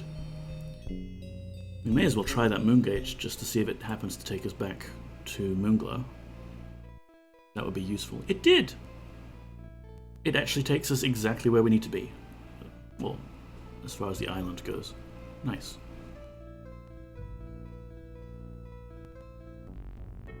Alright. Hammer here to enter. We have a hammer. By Jove, I think thou art on the right track. The sign appears to have changed. Look at it now. Pick item carefully to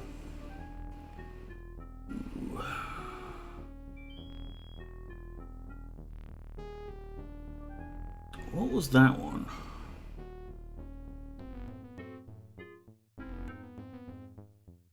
To K something something P. Keep? And then we've got G-O-I-N-G. Okay, so pick item carefully to keep going. Britannian runes are a bit tricksy because they've got a couple of symbols that mean a double letter combination. So if only we had an item to pick carefully. Let's take our hammer back. This is our hammer. Oh wait, did it change? No. Pick item carefully to keep going. Okay, yeah, cool. I earned that hammer.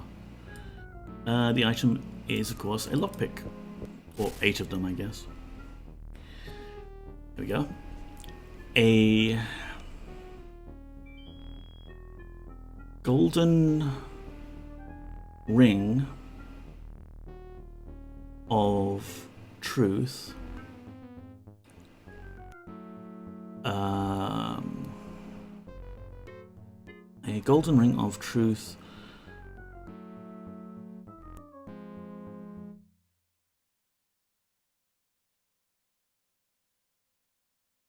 F-A-C-E-S. Faces thee? A golden ring of truth faces thee. Okay, so does anyone have a golden ring? I've got, like, magic rings. But maybe we don't have to spend one of those. Maybe we could just get a random old regular ring.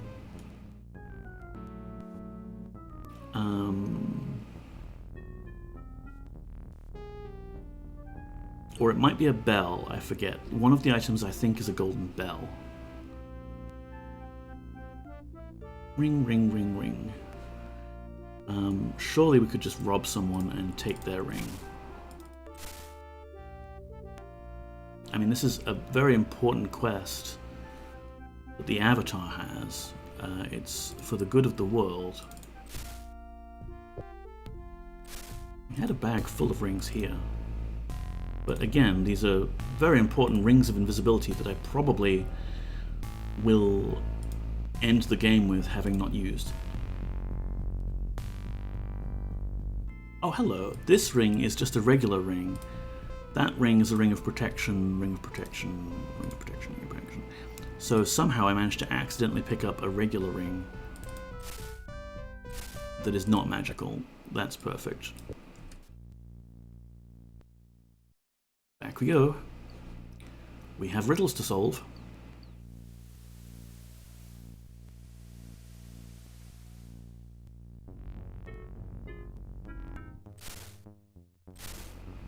Okay, a golden ring of truth faces thee. Look, the sign, it's changed. Grasp not at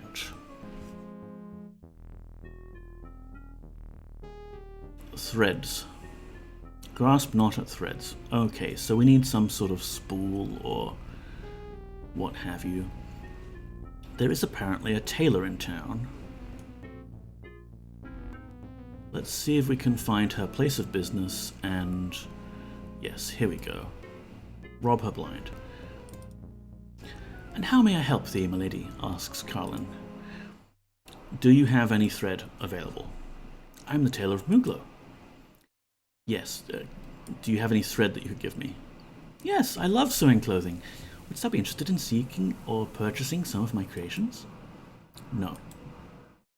Shock cover her face. Well, she huffs. Okay, bye. Fare thee well, my lady. You don't have thread handy.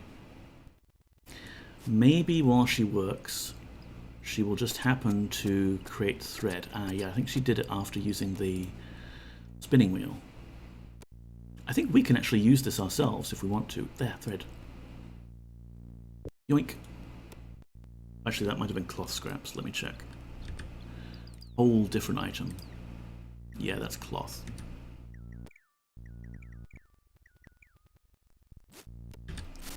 Oh, she's too fast. Alright, well how about we just steal an entire bale of wool. And then we can sit down and use the spinning wheel ourselves. Does that work? It did! We've got a spindle of thread out of that enormous bundle of wool.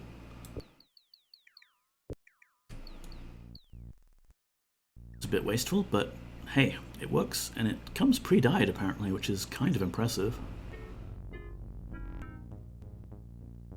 So, riddle grasp not at threads. And yet here we are, grasping at threads. Here we go.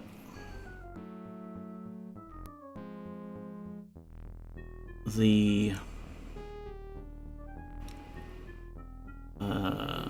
R, was it O?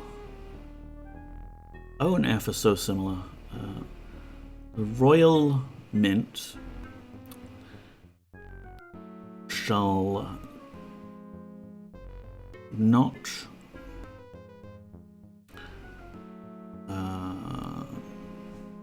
okay. The Royal Mint shall not hold the back. Okay, so I mean, I guess we have to rob the Royal Mint, except we did that already. Boy, where's our gold? Our entire 2 gold coins. Okay, we'll put 1 gold coin down. That's half of our savings. Ta-da! We have the key to the door. She hid it under the plaque.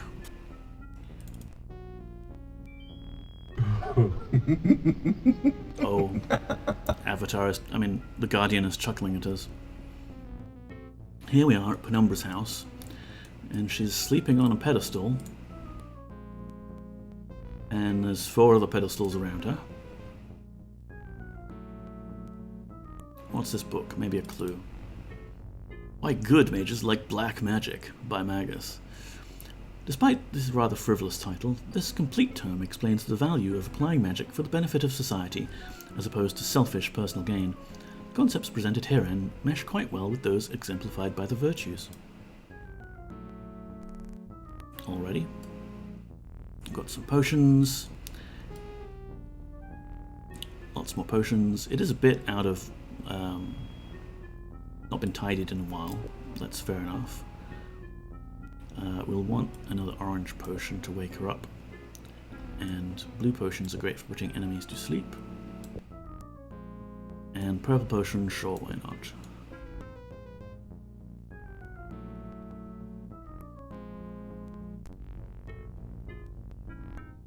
I mean, she's got a bedroom here. Why does she not simply sleep in the bedroom? Why'd she go to go all fancy and sleep on a stone altar? Okay, we've got a single blood moss. That's nice. And some lucky arrows, which I'll take, even though we're not actually using a bow for anything. I just like having them. We can't double click on her just to talk to her. So I guess let's use potion to wake her up.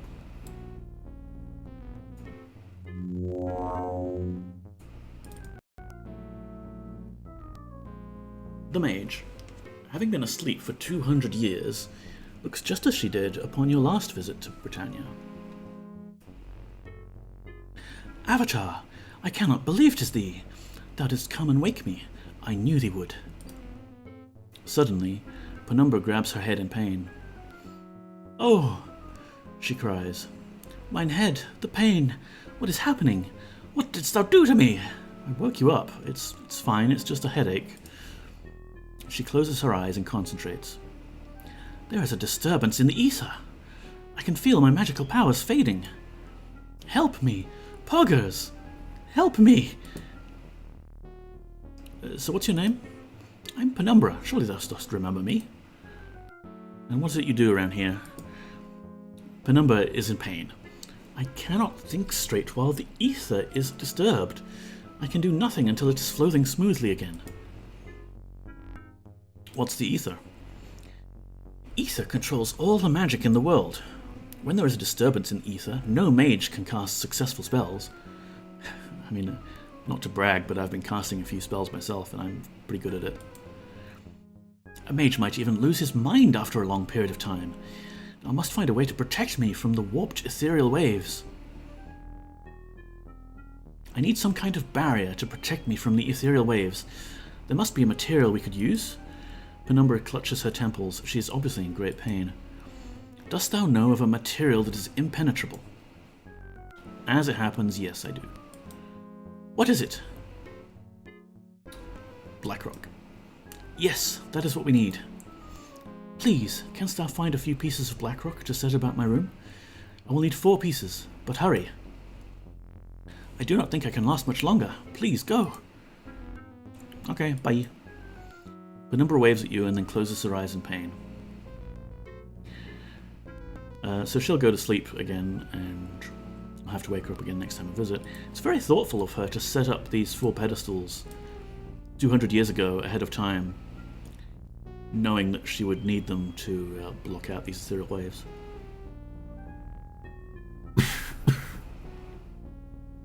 Excuse me.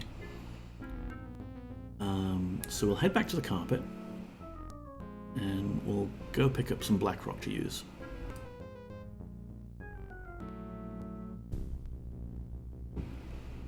And away we go. We should be able to just fly to Cove this way, I think. Check the map. Yeah, we're basically on track. There's the Isle of Fire.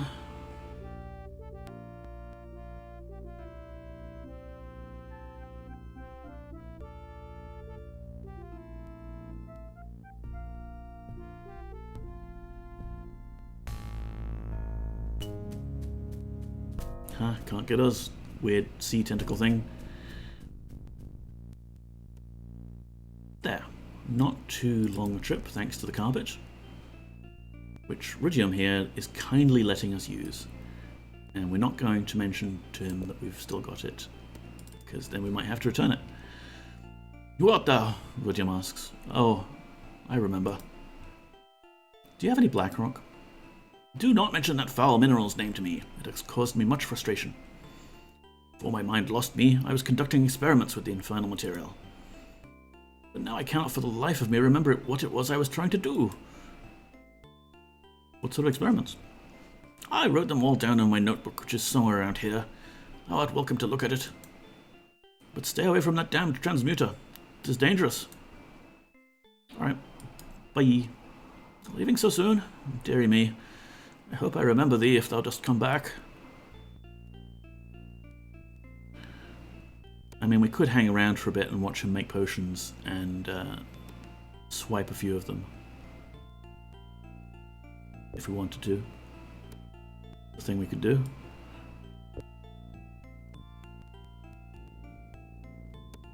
There's really no point in buying potions in this game.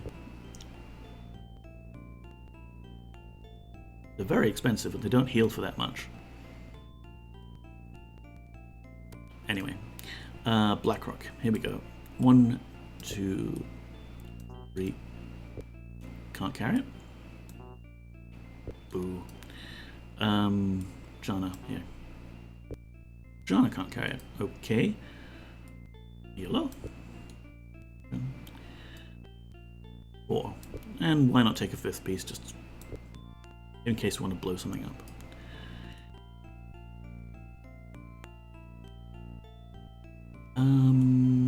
Yeah, I think that's all we need in Cove. Let's just zip back and sort out Penumbra's little magical ether problem.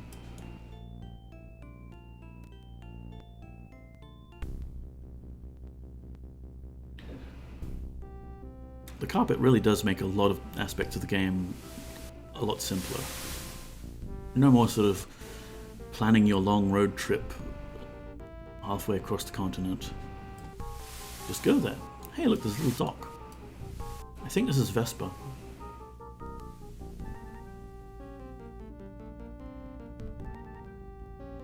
It's the Isle of Fire. And here we are. Moonglow.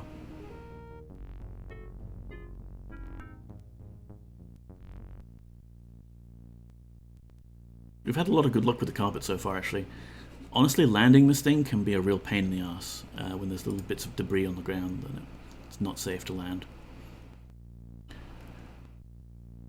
Anyway, here's Penumbra. She's fallen asleep again.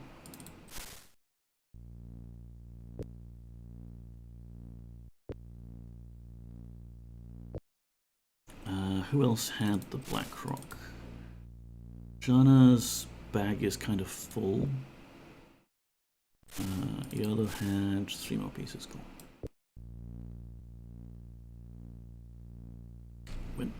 standing in front of the pedestals. Hang on, there we go.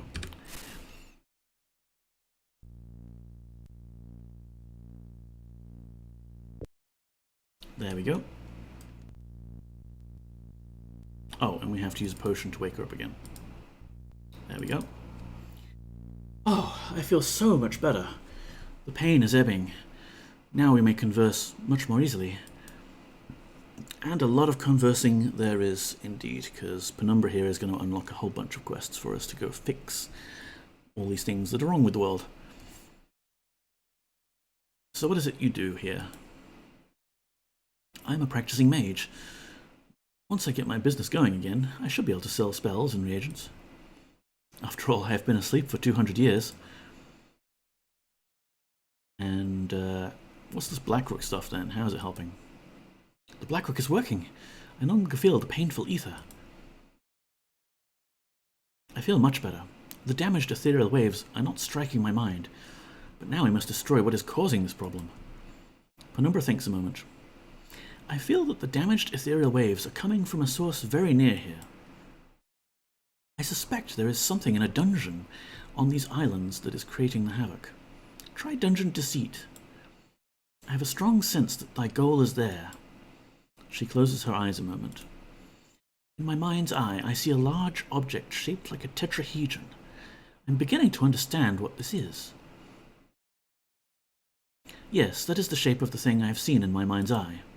It appears to be some kind of magic generator which damages the ethereal flow. Penumbra thinks a moment. This generator is producing dangerous ethereal waves. Thou must find the ethereal ring and wear it to break the generator's defense. Now where is that ring? Penumbra consults some books and cross-references them with a map. I believe that the ethereal ring was last in the possession of King Drexnusium of the Gargoyles. Once thou hast found the ring, thou must bring it back to me. I must perform an enchantment upon it so that it may work for thee. And Drexnusium, thou shalt find him on the island of Turfin. Ask him about the ring. Okay, bye. Farewell, poggers, and good luck to thee. So, she's talking about the Dagger Isle, I think, which is nearby. I don't know if it is Dungeon Deceit, or if... because some of the names got swapped around in this version of the game. So I think some of the parts of the game refer to this one as Dungeon Deceit. And that one is Dungeon Shame, when it should be the reverse. It's complicated, but needless to say, that's where we would need to head. Except it's protected by this barrier that we need the ring to access. So maybe we have a look at it anyway, because I don't think it was a very long dungeon. It's just a case of, like, yeah, there's a barrier in the way. You can find the entrance to it. This one?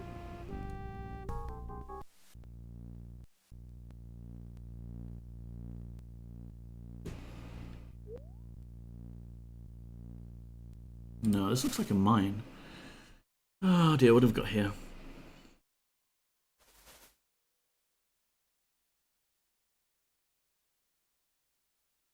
Henry...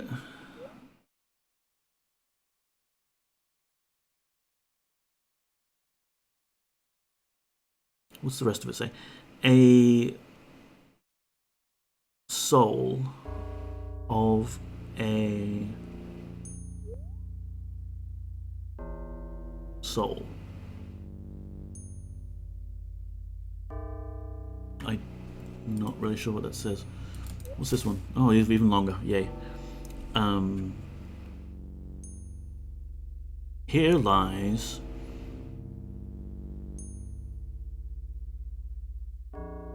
jewels of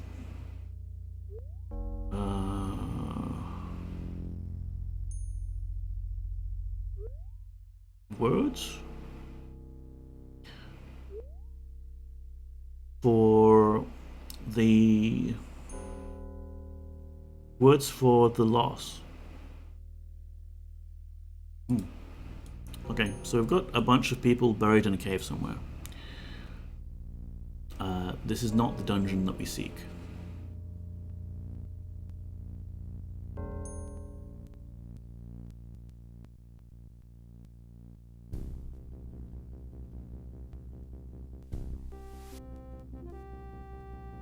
Where actually are we on the map? Oh, it's this little island that's not connected to the mainland. Here we should find what we're looking for. I do not believe we can land here safely. Yes, here we go. I do not believe we can land here safely. I do not believe we can land here safely. It's fine when you're going to a settled area, but when it's wilderness, it is painful. Yes, this looks dungeony. Aha, magically locked door. And a harpy. Cool. One second. I mean, we've got all of these powder kegs. I do want to use them for something.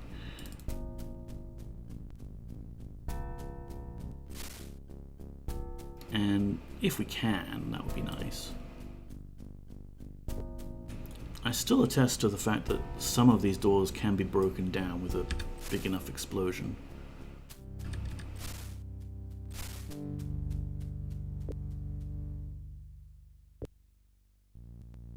Maybe I'll cast a fireball at it as well. Pretty sure I picked that spell up.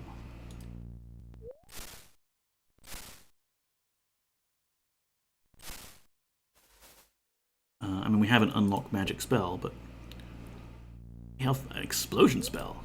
Let's do that. No good.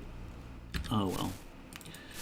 It must have been my old patched version of the game. I mean, unpatched version of the game. Let's unlock magic then, if we must.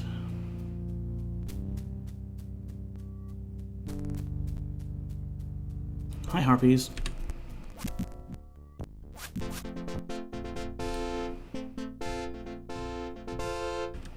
By the by, how is Sentry and YOLO doing for health? Because they're the ones that are likely to fall unconscious in combat here. Oh! Crazy arrow trap thing. Keep running. Keep running. Random ass lightning striking Sentry, of course. He's only got 5 health left. Let's give him a healing potion, shall we?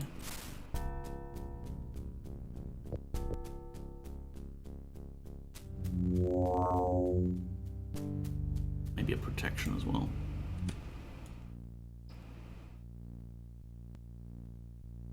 Oh, hi!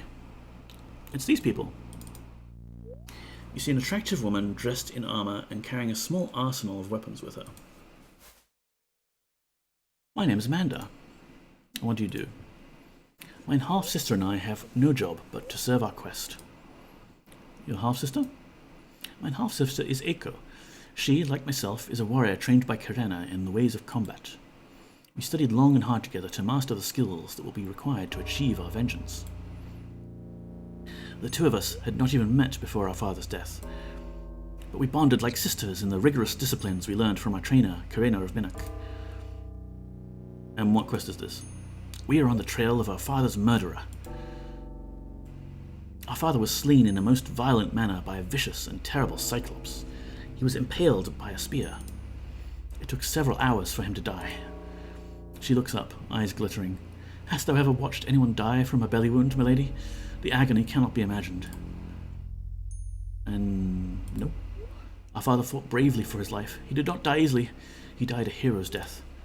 Although we may both die in the effort, we intend to give his murderer a death fit for a true villain. Eiko smiles wickedly. So what's this Cyclops then? We've been tracking this creature for years, ever since we completed our training. We followed him from one end of Britannia to another. Sometimes he was just one step ahead of us. But now we know that we are nearer to him than we have ever been before. When we find him, there shall be no escape. We want vengeance and we mean to have it. Alright. Good journey to thee, milady. I think Eiko has much the same things to say. You see a stunningly oh dear. She's armed to the teeth. What's your name? My name is Eiko. I have no job, I have a quest. My quest is shared with my half-sister Amanda. Your quest. 18 years ago, my father was murdered by a cyclops called Iskander Ironheart. My half-sister Amanda and I are his only surviving kin, and we have vowed to avenge him. Alright, Amanda? Neither one of us knew that the other existed until after the death of our father. I always felt like I had a sister somewhere, but I attributed these feelings to the natural loneliness a child feels upon losing a father. Learning about each other has been the only good thing that has happened to me since father's death. Our father was a mage named Kaladeth. He was working to find a cause for the disturbances of the ethereal waves that have been preventing magic from working for the past 20 years and more, as well as the madness that has afflicted all mages since then. Our father was a wise and kind man. His death was a loss for all of Britannia, she sniffs. His killer deserves to die. And this Iskander is the killer, huh? Yes, I know I'm not pronouncing it correctly. I understand his more human nickname that is actually a translation from the ancient Cyclops language, but I do not know what it is. Okay, bye. Farewell. These two random NPCs were actually, I believe, part of a competition winners. So there was some sort of competition to have your character, like yourself as a character in Ultima VII. And amongst some other people, they were winners of that. Let's take these dangerous explosives away from you two ladies, though. And ow, there is a quest here where we can find Iskander. Ghosts!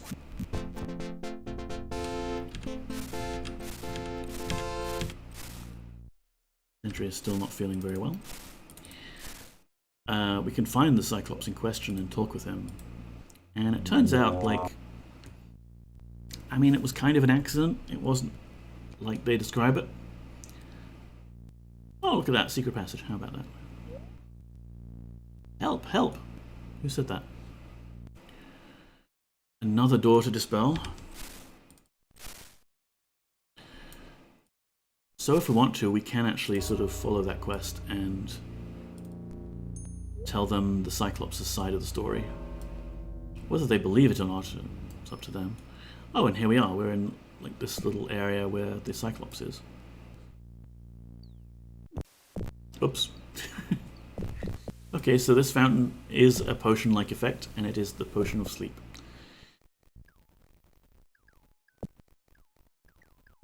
Here's the Cyclops' food. Let's just grab some of that. I mean, you know, he's possibly innocent of this crime of killing their father, but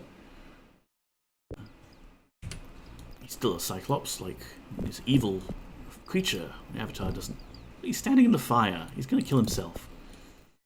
Be a mercy to put him out of his misery. Right. You see a large Cyclops. It looks at you and blinks its eye in irritation. What's your name? I am of the clan Ironheart, the 11th son of Valador. They call me Iskander. And what kind of job do you have in society? My Cyclopean people say I'm a hero. Many of you humans say I'm a monster. No doubt the truth is somewhere in between. There's these two girls nearby that say you're a monster. Yes, I have heard those names before. Those are the names of two warriors who have been after me for revenge. They say I killed their father, and I must admit to thee that it is true. I did kill their father. Ah! You admit to it! To the death! Their father's name was Kaladeth. He suffered from the mage madness. His attack on me was unprovoked. For some reason, he blamed the failure of magic upon my people. His own magics were still quite potent, and I barely survived the encounter. I killed Kaladeth in self-defense, but I did not want to kill him. I wish there to still be some magic left in this world, and I mourned his passing as much as anyone. So they want revenge still, though. I know that Eiko and Amanda have been after me for some time, looking for their vengeance. I say let them come. I will not stand still for them, nor shall I run from them. When they find me, they are welcome to try and take their justice from me. If they win, then it was meant to be. If they do not, I will have no regrets. Alrighty. Bye.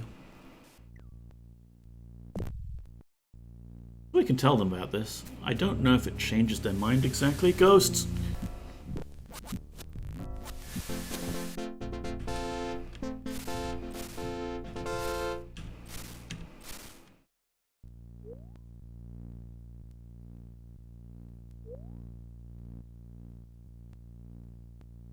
A lot of strange help noises from somewhere. I guess it's the ghosts. Let's search these corpses for anything useful. I mean, obviously they died, so they can't have had much that was useful on them, or they would still be alive.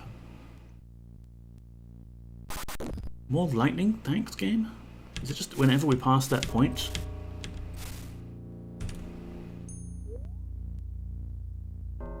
I would like you two to be on the same screen so that I can... Yeah, there we go. How may I help thee? Asks Amanda. Half-sister... Quest... Killer... Cyclops?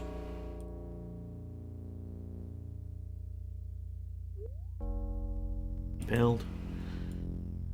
Died a hero's death, blah blah blah. Echo smiles wickedly. Okay. Can we talk to Echo about it? Dost wish to speak with me again? Asks Echo. I have no job. I have a quest. My quest is shared with mine half-sister Amanda. Quest... Iskander. Yes, I know I'm not pronouncing it correctly. I don't know what it is. Father... Death. Killer deserves to die. Okay, I don't think there is actually any way to dissuade them from their quest, or even tell them that yes, the Cyclops is just around the corner. Ow, ow, ow, ow. Ghosts? Ghosts! YOLO's taking some damage.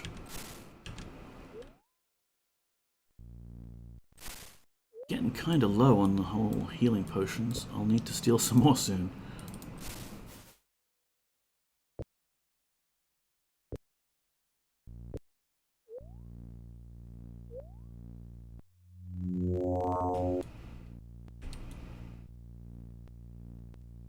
So yeah, I guess there's no good resolution to that little plot line there. It's just they'll eventually attack each other and one of them will die. Oh, there's a dragon. Lovely. To battle? Kill it quickly before it breathes fire on me. Is there another one? Oh, there's another one. I don't know why they flashed yellow just then. I wonder if that was like a special effect of the death scythe or some other item we've got on us. Anyway, let's loot the bodies. And move on, because I suspect if we linger around here, we'll trigger the monster spawn egg again, and we'll get more dragons that we have to deal with. No one wants that.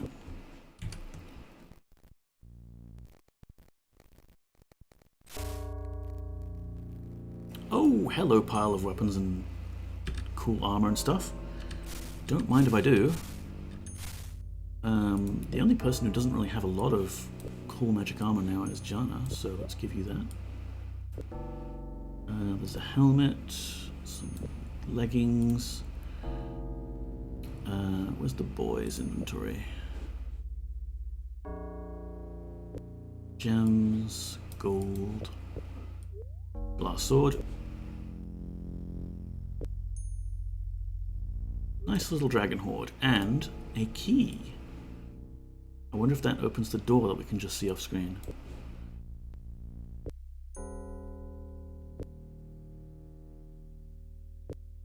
What's this that's just like 1 pixel here? Just a regular ring. Oh well. And that's a gem. Okay, so how do we get to that door? Oh, actually that door's magically locked.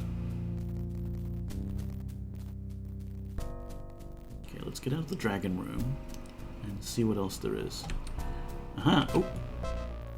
Careful, careful, there's invisible caltrops, because this game designer has one thing they like to do, and it's make invisible caltrops and put it all on the floor.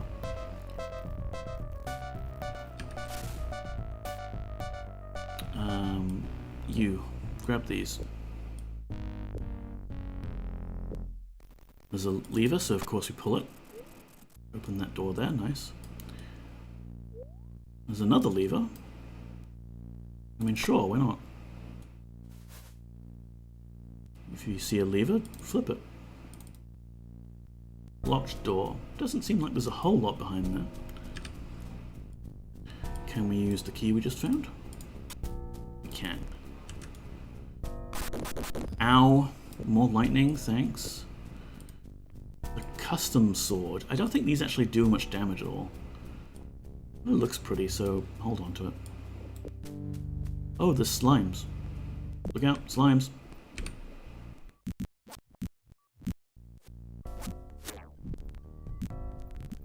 Jana, don't run away. You have more hit points than God. You don't need to flee anything.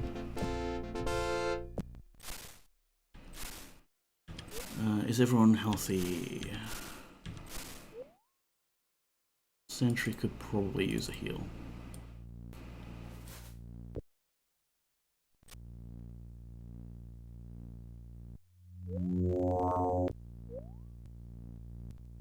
Wait, is there a secret passage through here? There it is. There's lots of secret passages on this dungeon. More harpies. An altar with a ring of regeneration. Oh great, poison. And a small amount of gold. That's fine, it's just poison, it's not a big deal. Walk it off. Frankly, the poison will be a bit beneficial for the two really buff members of our team. Not Sentry though. Okay, I think Sentry we're gonna give him an actual healing spell.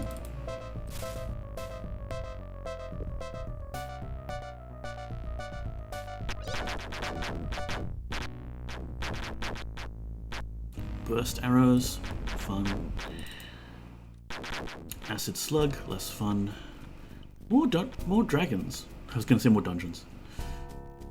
We are truly playing Dungeons and Dragons today. And yeah, we would be stuck here if we didn't have the Dispel field spell. We would have to use the help spell to go all the way back to Lord Butcher's Castle. Where is Dispel field? Is it 4th circle? 5th circle, wow. Let's dispel that one.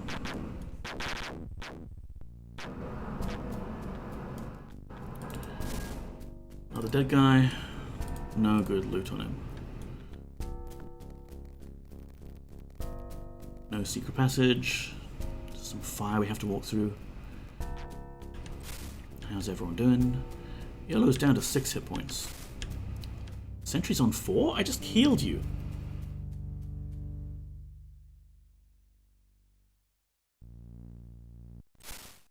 You cannot have taken that much damage. Here, have a great heal. See, it's great. And YOLO, you can have a regular heal. Followed maybe by a cure potion, why not?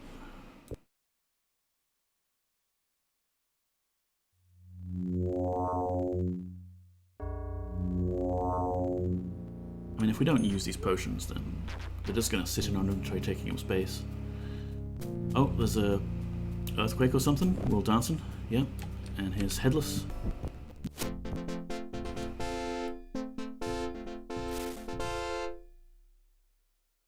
So, I know that at the end of this dungeon, just as Penumbra said, the thing is blocked, and we need the ethereal ring to be able to get in there. But that's fine.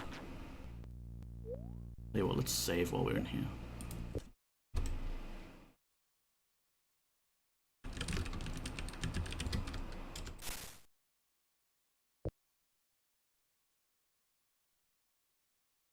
that's fine, because we can use magic to mark the point that we get stuck at. And then we can go off on the whole big long side quest of finding the ethereal ring and then getting it enchanted and so on and so forth. A lot of these penumbra quests trigger these very, very long recursive side quests. Hey, where are you running off to? Do not go. You will surely die. I don't know, Guardian. I think we're going to be fine.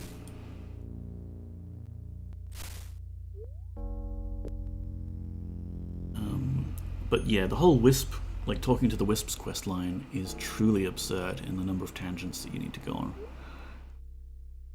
We'll end up going to Skara Brae and talking to the dead and finding the secrets of life and death and unlock magic.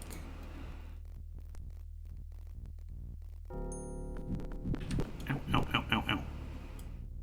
Okay, so that thing is shooting lightning at us.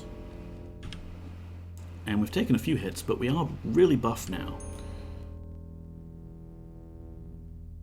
I mean, maybe we could just run in there and do a...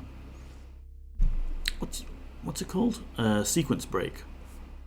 And, like, defeat this tetrahedron generator without having to do the whole ethereal ring quest line. But I suspect that would be bad, and we would need to do the quest anyway to fix the NPC dialogue. But, like, just for funsies, can it be done? Who picked up that glass sword?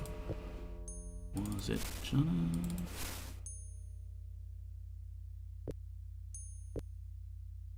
Was it Spark? It was Spark.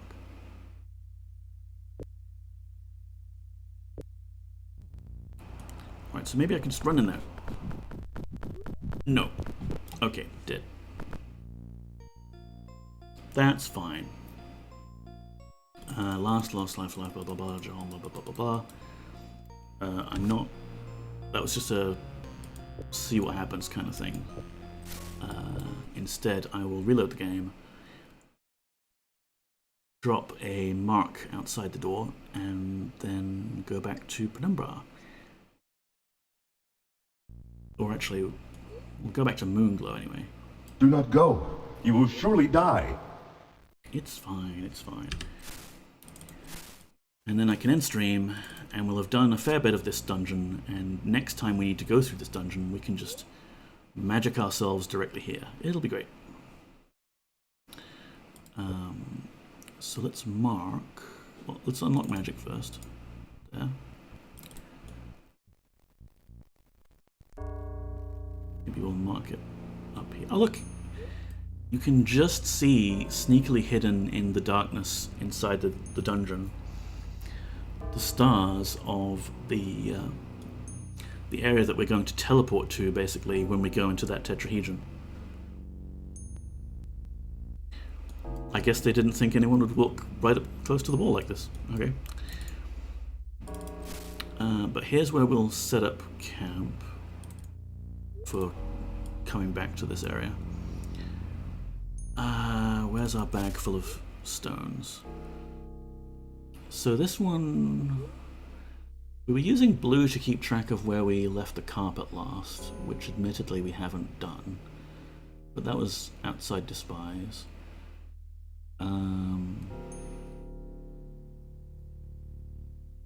We've got yellow and green available then, so let's go with green. And we'll mark this area.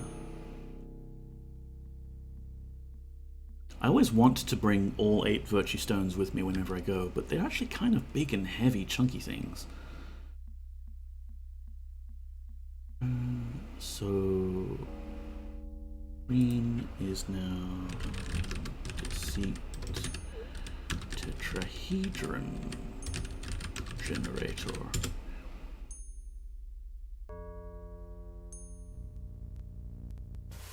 And we can just use recall to get back to where we parked and everything.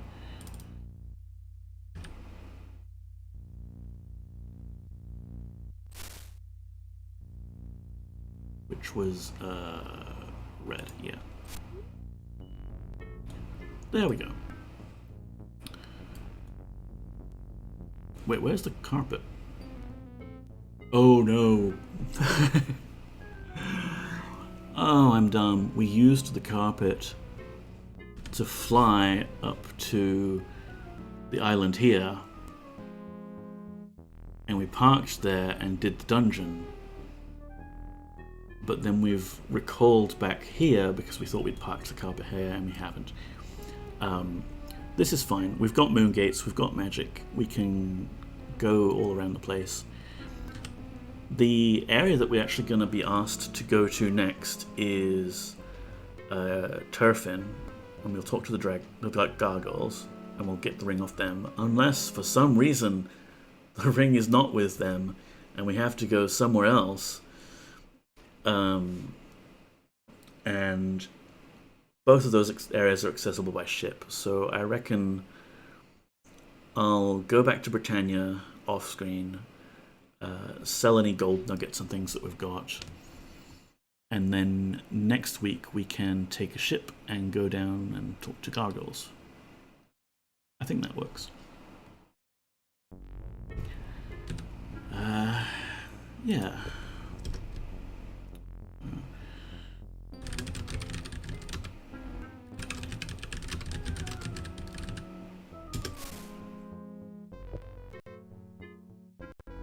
Leave a note for myself so I don't have to watch my own VODs back to remember where we parked.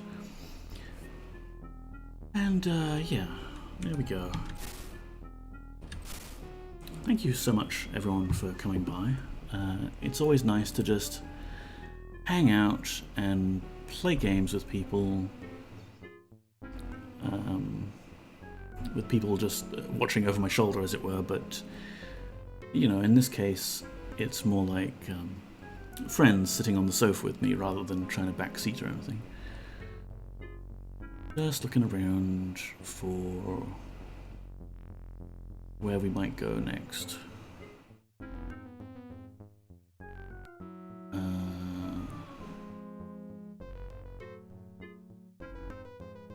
Yeah, thanks for coming by, Carfish. It's always nice to share this game in particular with you, because I know you've got a similar kind of history with it as I do. What is that? I have no idea what that game is. I mean, Rig's on and playing DOS games, but that's kind of...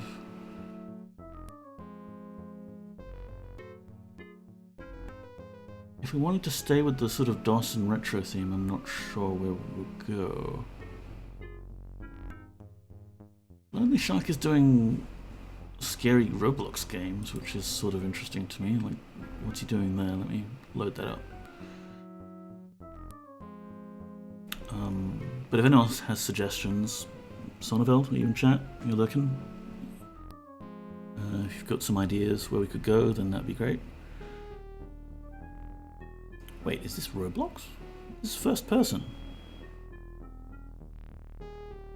I mean, I know nothing about it, but I don't think this is Roblox, is it? It's weird.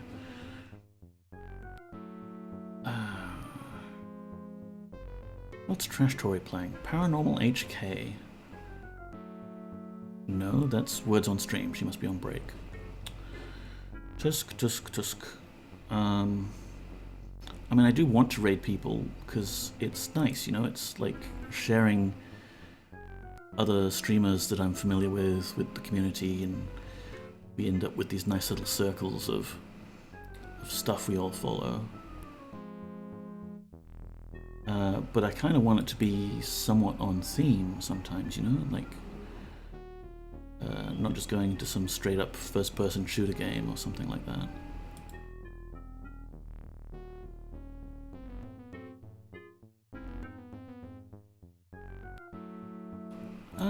Alright, well, how about we go say hi to Stealthy Golem. He's currently playing some point and click adventure I don't recognize, but his title says later he's going to be doing Discworld Noir, which is very cool. And Stealthy Golem has such a nice, relaxing, soothing voice, it's difficult to say no to going over to his stream. So let's do that. I have some generic raid messages if you want, or you could throw in some emotes if you've got them it's up to you. You don't have to come along if you want to, but never know, you might find some other streamer who you like better than me, and then you'll follow them. And then I won't have to do all of this troublesome entertaining stuff. It's so bothersome. Here's a close-up of the cat. She hasn't really moved. I think the video feed is still active. Let me just check.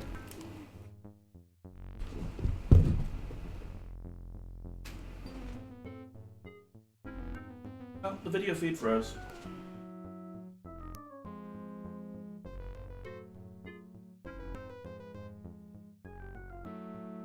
Yeah, I think the phone that I use as the Poppy Cam has run out of battery at some point, and we didn't know this because Poppy is quite motionless anyway. So that's fine. Thanks for the Neko streams. Thank you for being here, Sonneveld. Also, hi, how are you? I hope you've had a nice time. It's always fine to just come along to my streams and look. I don't want to call people out or anything. It's just nice to have people watching. I do this anyway. I've done this before with 0 viewers and I'm just speaking into a void. So having people along is just a bonus. So yeah, let's go see Stealthy Golem, see what he's up to.